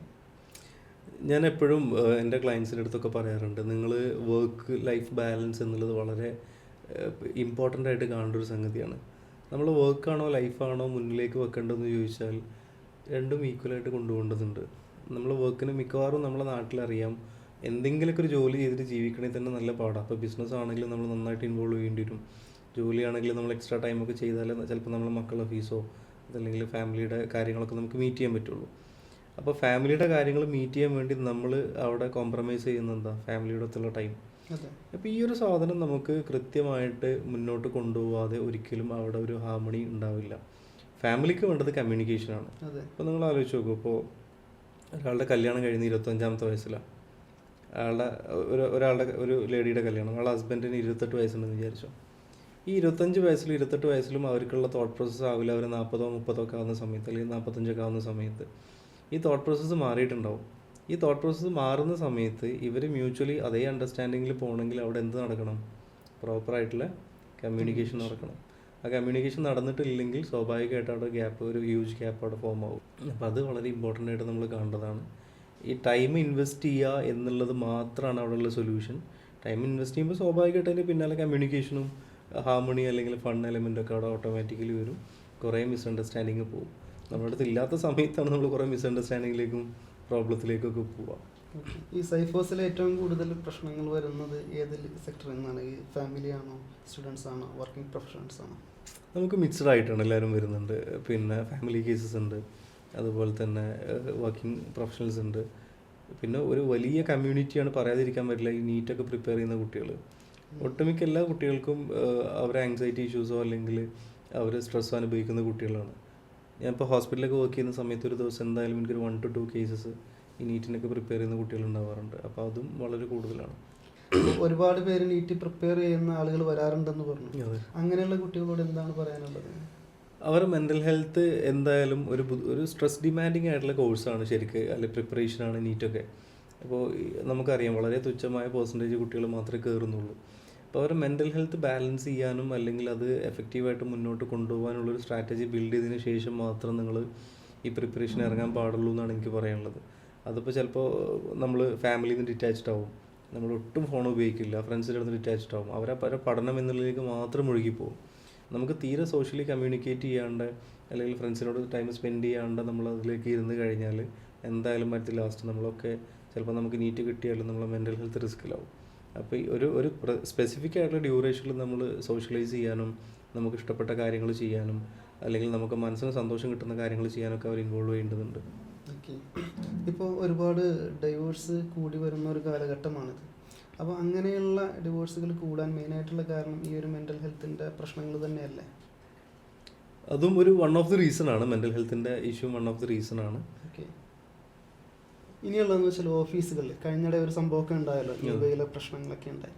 അപ്പോൾ ഓഫീസുകളിൽ മാനസിക സമ്മർദ്ദം അനുഭവിക്കുന്ന ഒരുപാട് ആളുകളുണ്ട്. ഞാനൊക്കെ അനുഭവിച്ച ഒരാൾ കൂടിയാണ്. അപ്പോൾ അങ്ങനെയുള്ള സമ്മർദ്ദം കുറയ്ക്കാനായിട്ട് എന്തൊക്കെ ചെയ്യാൻ സാധിക്കും? ഇതിൽ അൾട്ടിമേറ്റ്ലി ഈ ഫേംസ് ഡിസൈഡ് ചെയ്യാതെ ഈ സമ്മർദ്ദം ഒരിക്കലും കുറയില്ല. അപ്പോൾ നമുക്കറിയാം, സ്റ്റിൽ നമ്മൾ കോർപ്പറേറ്റ്സിലൊക്കെ എംപ്ലോയി എൻഗേജ്മെൻറ്റ് പ്രോഗ്രാംസും എംപ്ലോയി വെൽനസ് പ്രോഗ്രാംസും ഒക്കെ ചില നല്ല ഫേംസിൽ അത്യാവശ്യം നല്ല ഉഷാറായിട്ട് അവർ കണ്ടിന്യൂസ് ആയിട്ട് ചെയ്യുന്നുണ്ട്. മറ്റേതൊരു എന്തെങ്കിലും യോഗയുടെ യോഗ ചെയ്യും, അതല്ലെങ്കിൽ എന്തെങ്കിലും ചെറിയ 1-2 ഗിമിക്ക് കാണിക്കാൻ വേണ്ടിയിട്ട് ചെറിയ പൊടിയിടാൻ വേണ്ടിയിട്ടുള്ള കാര്യം ചെയ്യുന്നല്ലാണ്ട് കുറച്ച് ആക്ടിവിറ്റി ഒന്നും ചെയ്യാറില്ല. ഇതൊരു 2 way ആണ്. അതായത് കോർപ്പറേറ്റ്സ് ഓഫീസിൻ്റെ ഭാഗത്തുനിന്നും അവരെ എംപ്ലോയീസിൻ്റെ മെൻ്റൽ ഹെൽത്ത് പ്രൊട്ടക്റ്റ് ചെയ്യാനുള്ള നടപടികൾ ഉണ്ടാവേണ്ടതുണ്ട്. നമ്മളും നമുക്ക് ഏത് വരെ വർക്ക് ചെയ്യാം, എന്താണ് എൻ്റെ ബൗണ്ടറി എന്നുള്ള തിരിച്ചറിവ് നമുക്കുണ്ടാവണം. ആ ബൗണ്ടറി സെറ്റ് ചെയ്തിട്ടില്ലെങ്കിൽ നമ്മൾ എന്ത് കമ്മിറ്റ്മെൻറ്റ് കാണിച്ചിട്ടും കാര്യമില്ല. നമ്മൾ മെൻ്റൽ ഹെൽത്തിനെ പണയം വെച്ചിട്ടുള്ള എന്ത് വർക്കാണെങ്കിലും ലാസ്റ്റ് നമുക്ക് തിരിച്ചടിയാവും. ഓവർ കമ്മിറ്റ്മെൻറ്റ് കൊടുക്കാൻ പാടില്ല എന്നാണ് പറഞ്ഞത്. കമ്മിറ്റ്മെന്റ് എന്നുള്ളതിനപ്പുറത്തേക്ക് നമ്മളെ ലിമിറ്റ് മനസ്സിലാക്കണം. ഓക്കെ. ഒരു ഉദാഹരണം പറഞ്ഞാൽ, നമുക്ക് എന്ത് ഫാക്ടറിൽ നിന്നാണോ സ്ട്രെസ്സ് വരുന്നത് അതിനാണ് നമ്മൾ സ്ട്രെസ്സർ എന്ന് പറയാം. ഇപ്പോൾ എൻ്റെ സ്ട്രെസ്സർ എന്താണെന്ന് ഐഡൻറ്റിഫൈ ചെയ്യൽ വളരെ ഇമ്പോർട്ടൻ്റ് ആണ്. ഓക്കെ. ഇപ്പോൾ എനിക്ക് ഓഫീസിൽ നിന്ന് ഇന്ന വ്യക്തി അല്ലെങ്കിൽ ഒരു ടോക്സിക് ആയിട്ടുള്ള മാനേജറാണ് എൻ്റെ പ്രോബ്ലം എങ്കിൽ ഐ ഷുഡ് ഐഡൻറ്റിഫൈ ദാറ്റ്. അപ്പോൾ നമ്മളെപ്പോഴും ഒരു ഇൻട്രോസ്പെക്ഷൻ നടത്തിയിട്ട് എനിക്ക് എവിടെ നിന്നാണ് പ്രോബ്ലം വരുന്നത് എന്നുള്ള ഫാക്ടർ ഐഡൻറ്റിഫൈ ചെയ്യുക എന്നുള്ളതാണ് ഇമ്പോർട്ടൻ്റ് ആയിട്ടുള്ള കാര്യം. മിക്കവാറും ആളുകൾ എന്താ ചെയ്യാന്ന് വെച്ചാൽ, സ്ട്രെസ്സ് വരും, അവരെങ്ങനെയെങ്കിലൊക്കെ അതിനെ മറികടന്നിട്ട് അടുത്ത മൊമെൻറ്റിലെത്തും, അവർ ഓക്കെ ആയിട്ട് മുന്നോട്ട് പോകും. വീണ്ടും ഒരു പ്രശ്നം വരും, സംഭവം അവർ മറികടക്കും. പക്ഷേ എക്സാക്ട്ലി ഇവിടെ എന്ത് പ്രോബ്ലം കൊണ്ടാണ് എനിക്ക് സ്ട്രെസ്സ് വന്നതെന്നും ഞാൻ അതിനെങ്ങനെയാണ് മറികടന്നതെന്നുള്ളതിനെ കുറിച്ച് അവർ രണ്ടിനെയും കുറിച്ച് അവെയർ ആകുമ്പോൾ മാത്രമേ അതൊരു എഫക്റ്റീവ് സ്ട്രാറ്റജി ആവുന്നുള്ളൂ. അപ്പോൾ അതിനെക്കുറിച്ച് അവെയർ ആവുക എന്നുള്ളതാണ് ഒന്നാമത്തെ സ്റ്റെപ്പ് എന്ന് പറയുന്നത്. ഇപ്പോൾ നേരത്തെ പറഞ്ഞല്ലോ, ഒരു മാനേജർ ആയിരിക്കാം അല്ലെങ്കിൽ ഒരു ടീം ലീഡർ ആയിരിക്കാം, അങ്ങനെയുള്ള ഓഫീസുകൾ നമ്മുടെ കമ്മ്യൂണിറ്റികളിൽ ഒരുപാട് ഡിസ്കഷൻ നടക്കാറുള്ള ഒരു സംഭവമാണ്. അപ്പോൾ അങ്ങനെയുള്ള അവസരത്തിൽ നമ്മൾ എന്താ ചെയ്യുക? ഇങ്ങനെയുള്ള മാനേജറോ അല്ലെങ്കിൽ ടോക്സിക് ആയിട്ടുള്ള ടീം ലീഡറൊക്കെ വന്നിട്ടുണ്ടെങ്കിൽ നമ്മൾ ചിലപ്പോൾ ക്വാളിഫൈഡോ അല്ലെങ്കിൽ നമ്മുടെ ആത്മവിശ്വാസം നമുക്ക് ഉണ്ടായിരിക്കും, പക്ഷേ ഇവർ കാരണം നമുക്ക് വർക്ക് ചെയ്യാനായിട്ടുള്ളൊരു അന്തരീക്ഷം ഉണ്ടാകില്ല. അപ്പോൾ നമ്മൾ എന്താ ചെയ്യുക? നമ്മുടെ നാട്ടിൽ ഇതിൻ്റെ ലിമിറ്റേഷൻ ആളുകൾ കുറേയൊക്കെ നിന്ന് പോകുന്നതെന്ന് പറഞ്ഞാൽ അവരുടെ ഒരു ഫിനാൻഷ്യൽ ക്രൈസിസ് ആലോചിച്ചിട്ടാണ്. അതെ. അപ്പോൾ അവർക്ക് കൃത്യമായിട്ട് മെൻ്റൽ ഹെൽത്ത് എന്ന് പറയുന്ന സംഗതി നിങ്ങൾക്ക് ലൈഫ് ലോങ് ആയിട്ട് വേണ്ട കാര്യമാണ്. അപ്പോൾ അവർ സെൽഫ് ഡൗട്ടിലേക്ക് പോകുന്നുണ്ട്. ഒരു ടോക്സിക് ആയിട്ടുള്ള മാനേജർ കാരണം ഞാൻ സെൽഫ് ഡൗട്ടിലേക്ക് പോകുന്നുണ്ട്, ഞാൻ പ്രോപ്പറായിട്ട് എനിക്ക് പോയിട്ട് ഉറങ്ങാൻ പറ്റുന്നില്ല, എൻ്റെ ലൈഫിനെ ബാധിക്കുന്നുണ്ടെന്ന് തോന്നിക്കഴിഞ്ഞാൽ നിർബന്ധമായിട്ടും അവർ ആ ജോബിനെ കുറിച്ച് റീതിങ്ക് ചെയ്യേണ്ടതുണ്ട്. അതല്ലെങ്കിൽ നമുക്കത് നമ്മളെ എഫക്റ്റ് ചെയ്ത് കഴിഞ്ഞാൽ പിന്നെ കാര്യങ്ങൾ പഴയ പോലെ ആയിരിക്കില്ല. ഓക്കെ. അതൊന്നാമത്തെ കേസ്. രണ്ടാമത്തെ കേസ് നേരത്തെ പറഞ്ഞതുപോലെ നമ്മുടെ ഒരു ലിമിറ്റ് ഉണ്ടല്ലോ. ഇപ്പോൾ ഞാൻ സോഷ്യൽ മീഡിയയിൽ വർക്ക് ചെയ്ത ആളാണ്. അപ്പോൾ എനിക്ക് പ്രധാനപ്പെട്ട പ്രശ്നമെന്ന് വെച്ചാൽ ഞാൻ ലീഡ്സ് കൊടുക്കാറുണ്ട്. ആ സമയത്ത് വെച്ചാൽ ചില സമയങ്ങളിൽ ലീഡിൻ്റെ കോസ്റ്റ് ഒരുപാട് കൂടും. അപ്പോഴേക്കും മാനേജറുടെ പ്രഷർ വരും, എനിക്ക് ടെൻഷൻ കൂടും, നെഞ്ചുവേദന പോലുള്ളത് ഇവിടെയൊക്കെ വേദനയൊക്കെ വരും.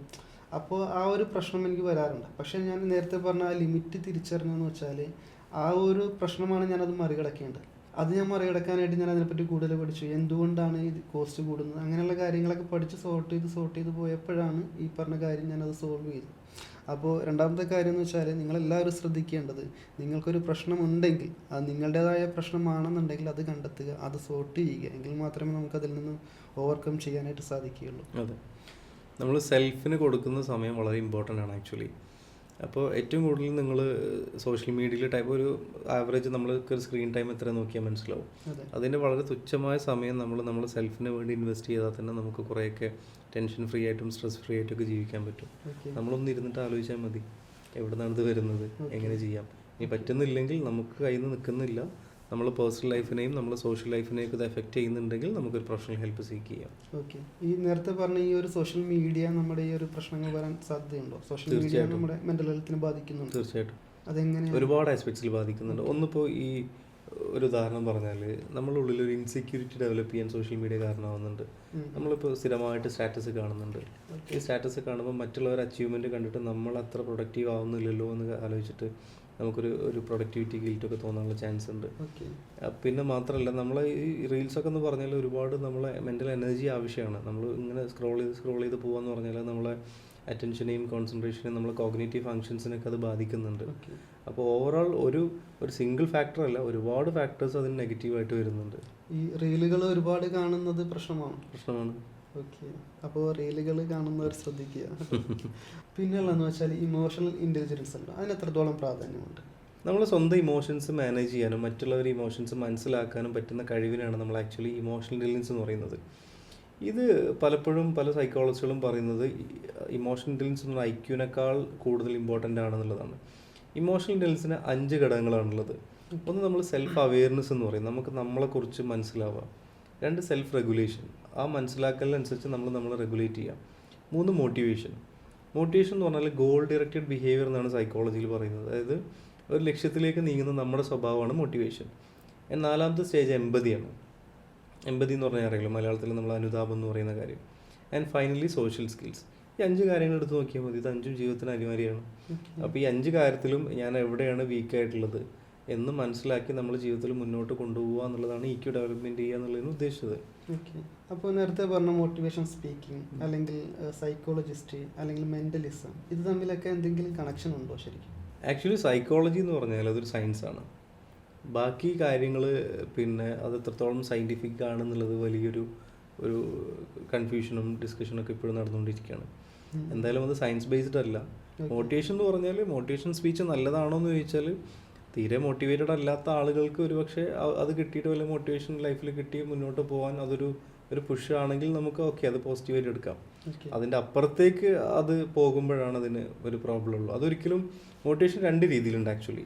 നമ്മൾ ഇൻറ്റേർണൽ മോട്ടിവേഷൻ എന്നും എക്സ്റ്റേണൽ മോട്ടിവേഷൻ എന്നും പറയും.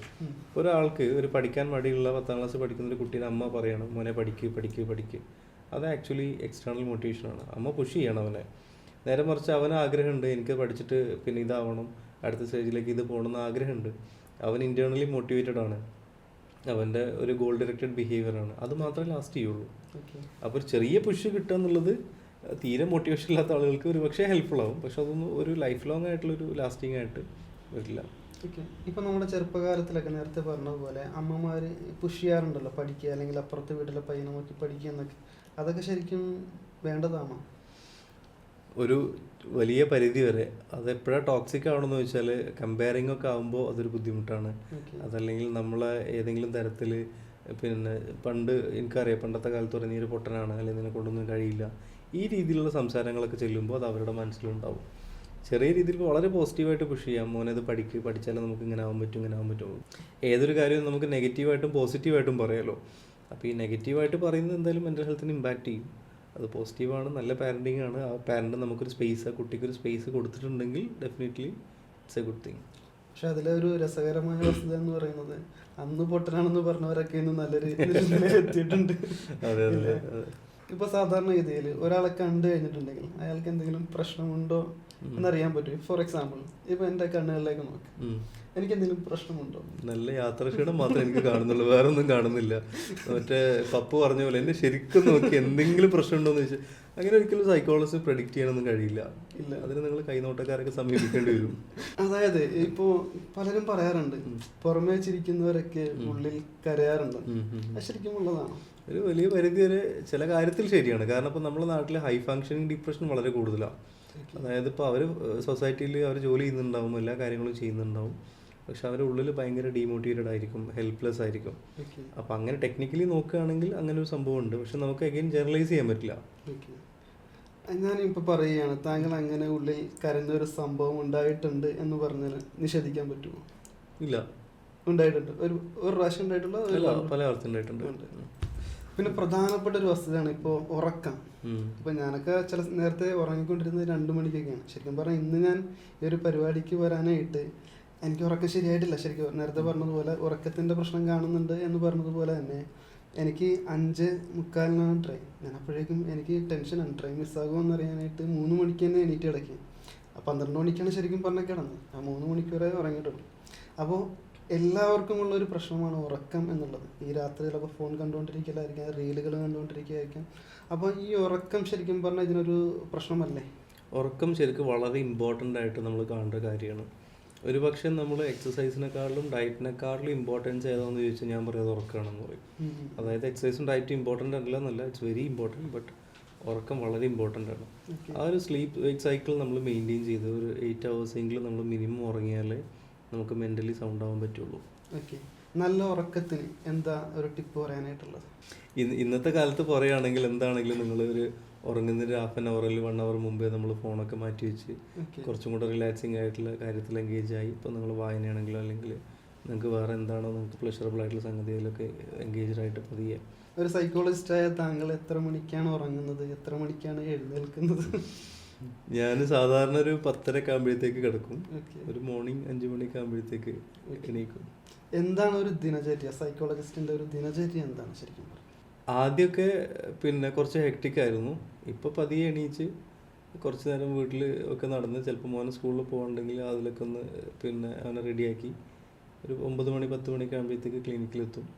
ക്ലിനിക്കിൽ കുറച്ച് കേസസ് ഉണ്ടാവും, പിന്നെ മെൻറ്റർഷിപ്പ് കൊടുക്കുന്നുണ്ട്. അപ്പോൾ കുറച്ച് സ്റ്റുഡൻസ് ഉണ്ടാവും, അപ്പോൾ അവർക്ക് കുറച്ച് ക്ലാസ്സുകളൊക്കെ എടുത്ത് ഇങ്ങനെ ഭക്ഷണമൊക്കെ കഴിച്ചാകുമ്പോഴത്തേക്ക് പിന്നെ മറ്റേ ആശാ വർക്കർമാർ എന്ത് തൊഴിലുറപ്പിൻ്റെ ചേച്ചിമാർ പറഞ്ഞ പോലെ ഇങ്ങനെ 2 ചായ കുടിക്കുമ്പോഴത്തേന് വൈകുന്നേരം ആവും, പിന്നെ ഇങ്ങനെ വീട്ടിൽ പോകും. അതെ, ഇപ്പൊ കുറച്ചും കൂടെ റിലാക്സ്ഡ് ആണ്. ഓക്കെ. ശരിക്കും പറഞ്ഞാൽ ഇത് എന്താ പറയുക, അത്യാവശ്യം മന്ത്ലി ഇൻകം ജനറേറ്റ് ചെയ്യാൻ പറ്റുന്ന ഒരു ജോബാണ്. ഇതിലേക്ക് വരുന്നവർക്ക് വേണ്ടിയിട്ടാണ് ഞാൻ ചോദിക്കുന്നത്. It depends upon your skill. നിങ്ങൾക്ക് എത്രമാത്രം സ്കില്ലുണ്ടോ അതിനനുസരിച്ച് ഏൺ ചെയ്യാൻ പറ്റും. എന്തെങ്കിലും കുഴപ്പമില്ലാതെ ഏൺ ചെയ്യാൻ പറ്റുന്നൊരു ഡിസിപ്ലിനാണ്. പക്ഷേ സൈക്കോളജിയിൽ ഒരുപാട് ആളുകൾ പഠിക്കുന്നുണ്ടെങ്കിലും അത്ര തന്നെ ആളുകൾ ഇതിൽ സർവൈവ് ചെയ്യുന്നില്ല എന്നുള്ള റിയാലിറ്റി ഉണ്ട്. അതെ. ഇനി കരിയർ ആരംഭിക്കുന്ന ഫ്രഷേഴ്സൊക്കെ ഉണ്ടല്ലോ, അവർക്ക് കൊടുക്കാൻ പറ്റിയ ഒരു ഉപദേശം എന്താണ്? അവരൊരു ജോലിയിലേക്ക് കടക്കുകയാണ്, അപ്പോൾ അവർക്ക് ഈ ഒരു ആസ് എ സൈക്കോളജിസ്റ്റ് എന്നുള്ള രീതിയിൽ എന്ത് ഉപദേശമാണ് കൊടുക്കാനായിട്ടുള്ളത്? കോഴ്സ് കഴിഞ്ഞ ആളുകൾക്ക് ഉദ്ദേശിച്ച് കോഴ്സ് കഴിഞ്ഞ് ജോലിക്ക് കയറണം ആൾ. ഒന്നാമത്തെ കാര്യം, നിങ്ങൾ മാർക്കറ്റിനെ കുറിച്ച് നന്നായിട്ട് പഠിക്കുക. റിലാക്സ് ആയിട്ട് ഇൻ്റർവ്യൂവിന് നിങ്ങൾ പ്രിപ്പയർ ആവുക. മിക്കവാറും ആളുകൾ, ഇപ്പോൾ ഞാൻ എൻ്റെ ക്ലിനിക്കിൽ തന്നെ സ്റ്റാഫിനൊക്കെ ഇൻ്റർവ്യൂ ചെയ്യുന്ന സമയത്ത് കണ്ടിട്ടുണ്ട്, നല്ല കാൻഡിഡേറ്റ്സ് ചിലപ്പോൾ നല്ല പാനിക്കാവും. നമുക്കറിയാം അവർക്ക് നല്ല ഇൻഫർമേഷൻ ഉണ്ട്, പൊട്ടൻഷ്യൽ ഉണ്ട്, നോളജ് ഉണ്ട് നമുക്കറിയാം. അപ്പോൾ പാനിക് ആവാണ്ടിരിക്കുക. നിങ്ങൾ ആങ്സൈറ്റി കൺട്രോൾ ചെയ്യാനുള്ള മെക്കാനിസം ഒക്കെ സ്വീകരിച്ചതിന് ശേഷം ഇൻ്റർവ്യൂ പോവുക. പോയതിന് ശേഷം ജോലി സ്റ്റാർട്ട് ചെയ്യുന്നതിൻ്റെ മുമ്പ് തന്നെ പ്രോപ്പറായിട്ടുള്ള ഫിനാൻഷ്യൽ പ്ലാനിങ് ഉണ്ടാക്കുക. ഒരു വർക്ക് ലൈഫ് ബാലൻസിനുള്ള പ്ലാൻ ഉണ്ടാക്കിയതിന് ശേഷം മാത്രം ജോലിക്ക് പോവുക.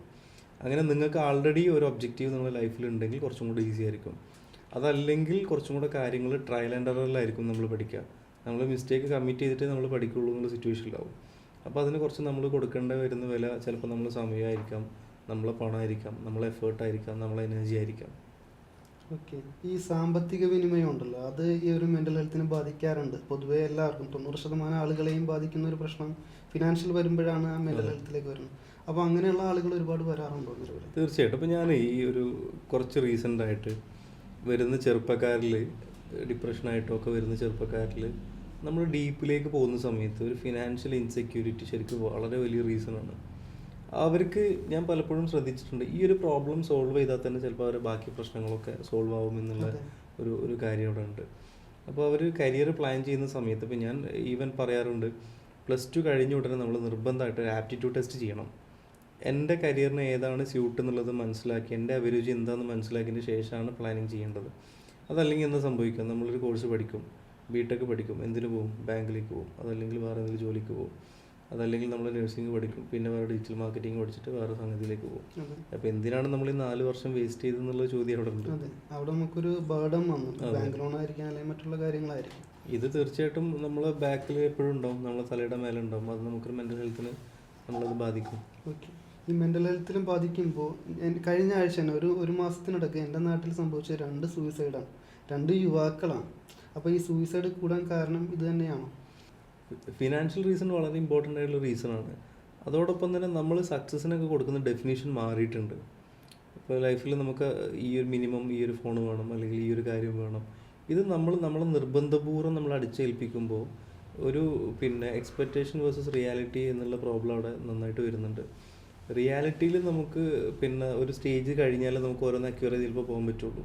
പക്ഷെ നമ്മൾ അതിൻ്റെ മുമ്പ് ഇപ്പോൾ റീസെൻ്റ്ലി ഞാനൊരു ആർട്ടിക്കിൾ വായിച്ചിരുന്നു. ഇന്ത്യയിൽ എനിക്ക് തോന്നുന്നു 70 or 80% ആളുകൾ ഐഫോൺ വാങ്ങിക്കുന്നത് EMI-യിലാണ്.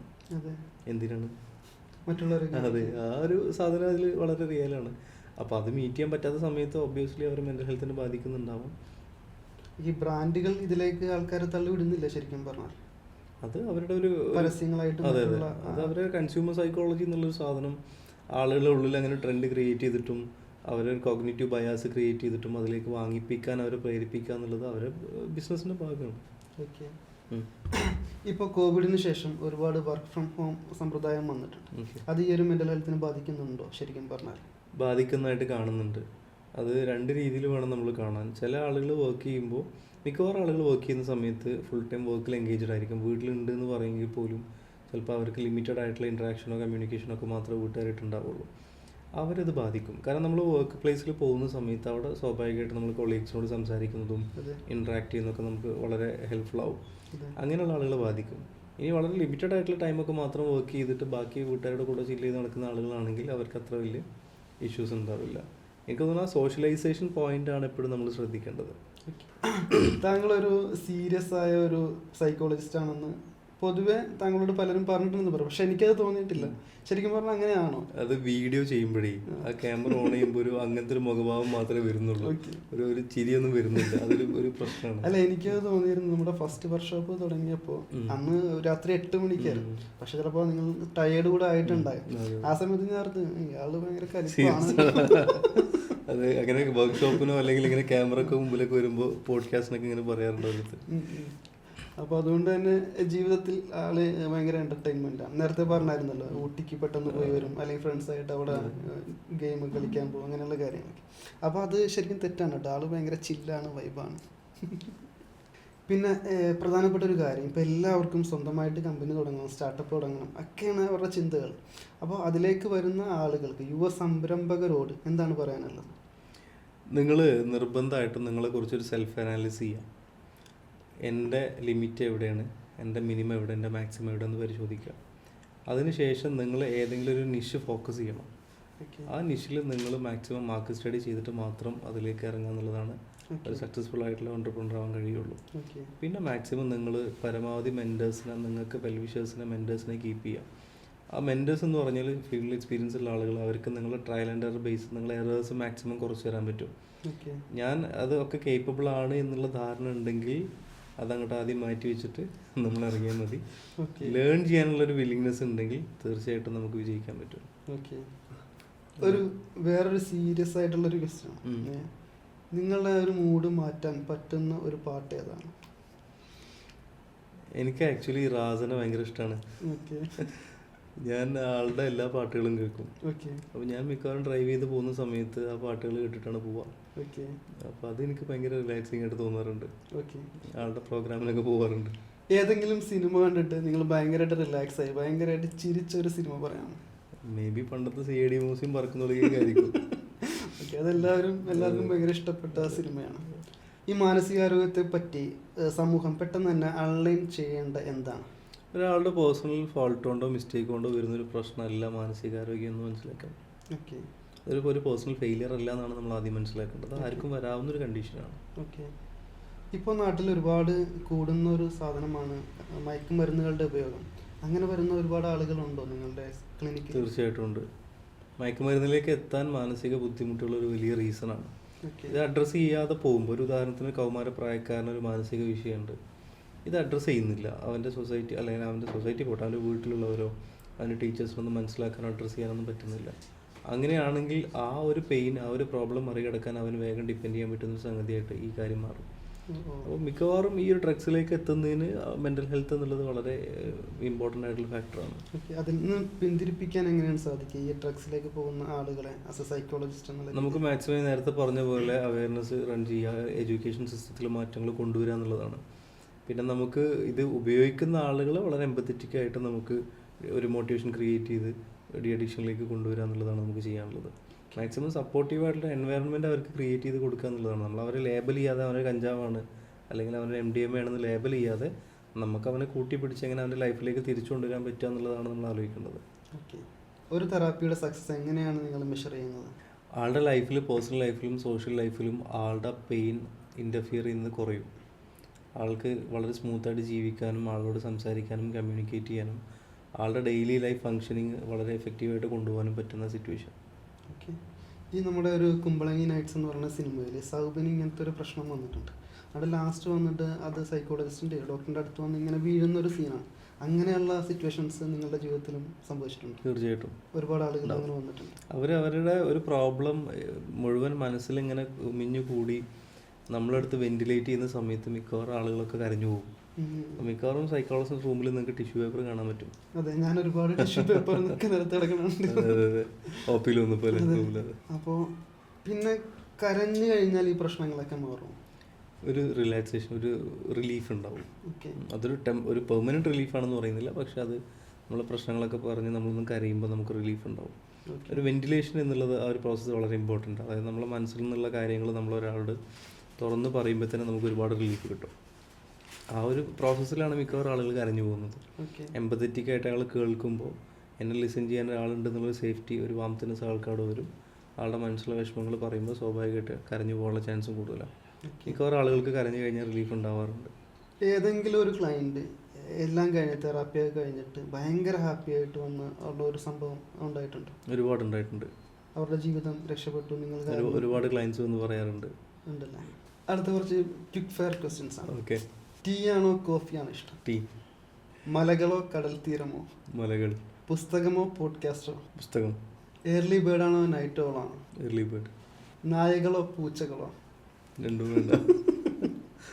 ശരിക്കും പറഞ്ഞാൽ ഈ ചോദ്യങ്ങളൊക്കെ എനിക്ക് തന്ന ആളാണ് കേട്ടോ, എന്റെ ചോദ്യങ്ങളല്ല. സത്യത്തിൽ രണ്ടിനും എനിക്ക് ഇഷ്ടമല്ല എന്നല്ല, പക്ഷെ ഭയങ്കര ഒരു അങ്ങനെ ഒരു പിന്നെ ഒരു പെറ്റിനെ വളർത്തുന്ന ആളൊന്നുമല്ല. പൂച്ച സാറിന് ഇഷ്ടമല്ല? അല്ലല്ല, പക്ഷെ ഒരു പക്ഷെ പെറ്റൊക്കെ ഉള്ള ആളുകൾക്ക് മെന്റൽ ഹെൽത്ത് ഒന്നും കൂടെ ബെറ്റർ ആയിട്ടൊക്കെ കാണാറുണ്ട്. ആണല്ലേ? ഓക്കെ, ഇന്ന് തന്നെ ഒരു പെറ്റിനെ മേടിക്കണം. മെഡിറ്റേഷൻ ആണോ ജിമ്മാണോ? സത്യത്തിൽ വല്ലപ്പോഴും ചെയ്യുന്ന മെഡിറ്റേഷനാണ്. ജിമ്മിൽ പോകാറില്ല? ജിമ്മിൽ ഇടയ്ക്ക് പോകും, ഇടയ്ക്ക് സ്റ്റോപ്പ് ചെയ്യും എന്നുള്ള. ജിമ്മിൽ പോകുന്നത് കൊണ്ട് കുറച്ചുകൂടെ ഞാനിപ്പോൾ ജിമ്മിൽ പോകാറുണ്ട്. അപ്പോൾ എനിക്ക് ശരിക്കും പറഞ്ഞാൽ അതിന് മുമ്പുള്ള ലൈഫും ജിമ്മിൽ പോകുമ്പോൾ നമുക്കൊരു നല്ലൊരു ഫിറ്റ് ജിമ്മിൽ പോകുന്നത് ആക്ച്വലി മെൻ്റൽ ഹെൽത്തിന് വളരെ നല്ലതാണ്. നമ്മൾ വർക്കൗട്ടൊക്കെ ചെയ്യുന്ന സമയത്ത് നമ്മൾ ഹാപ്പി ഹോർമോൺസ് ഒക്കെ ഇൻക്രീസ് ആവും, കുറച്ചും കൂടെ എൻഡോഫിൻ റിലീസ് ഉണ്ടാവും, natural mood booster hormone endorphins ഒക്കെ റിലീസായി നമ്മൾ ബ്രെയിനും മൈൻഡൊക്കെ ഒന്നും കൂടെ റീഫ്രഷ് ആവും. ശരിക്കും വളരെ നല്ലതാണ് മെൻ്റൽ ഹെൽത്തിന്. നിങ്ങൾ ഫിസിക്കൽ ഹെൽത്ത് കീപ്പ് ചെയ്താൽ തന്നെ നിങ്ങൾ മെൻ്റൽ ഹെൽത്ത് ഒരുപാട് ബെറ്റർ ആവും. ഓക്കെ, മെൻ്റൽ ഹെൽത്ത് പ്രശ്നങ്ങളുള്ളവരൊക്കെ ജിമ്മിൽ പോയി തുടങ്ങി കേട്ടോ. നിങ്ങൾക്ക് ഇഷ്ടപ്പെട്ട കംഫർട്ട് ഫുഡ് ഏതാണ്?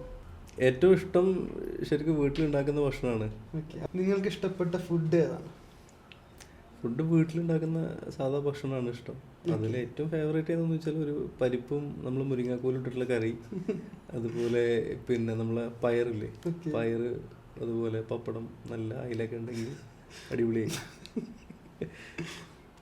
നിങ്ങളൊരു സൈക്കോളജിസ്റ്റ് ആയില്ലായിരുന്നെങ്കിൽ ഏത് കരിയർ തിരഞ്ഞെടുത്തേനെ? അത് വലിയൊരു ചോദ്യം. ഞാൻ തന്നെ എപ്പോഴും ചിന്തിക്കാറുണ്ട് ഏതായിരുന്നു എന്നുള്ളത്. പക്ഷെ എനിക്കിപ്പോഴും ഉത്തരം കിട്ടിയിട്ടില്ല. ഒരുപക്ഷെ ഒരു ടീച്ചിങ്ങിലൊക്കെ ആയിരിക്കും എന്നാണ് ഞാൻ പിന്നെ ഇങ്ങനെ ഇടയ്ക്ക് ആലോചിക്കുമ്പോൾ എനിക്ക് തോന്നാറ്. കാരണം വേറെ സ്കില്ലൊന്നും എനിക്ക് അങ്ങനെ കാണുന്നില്ല. വേറെ ടീച്ചിങ്ങിൽ തന്നെ ഏത് സബ്ജക്റ്റ് ആയിരിക്കും ഇഷ്ടപ്പെട്ട സബ്ജക്റ്റ്? ഏറ്റവും ഇഷ്ടപ്പെടാത്ത സബ്ജക്റ്റ് മാത്സ് ആയിരുന്നു. ഏറ്റവും ഇഷ്ടപ്പെട്ട സബ്ജക്റ്റ് സോഷ്യൽ സയൻസ് ആയിരുന്നു. Social science. അപ്പോൾ ഇംഗ്ലീഷും ഇഷ്ടമായിരുന്നു.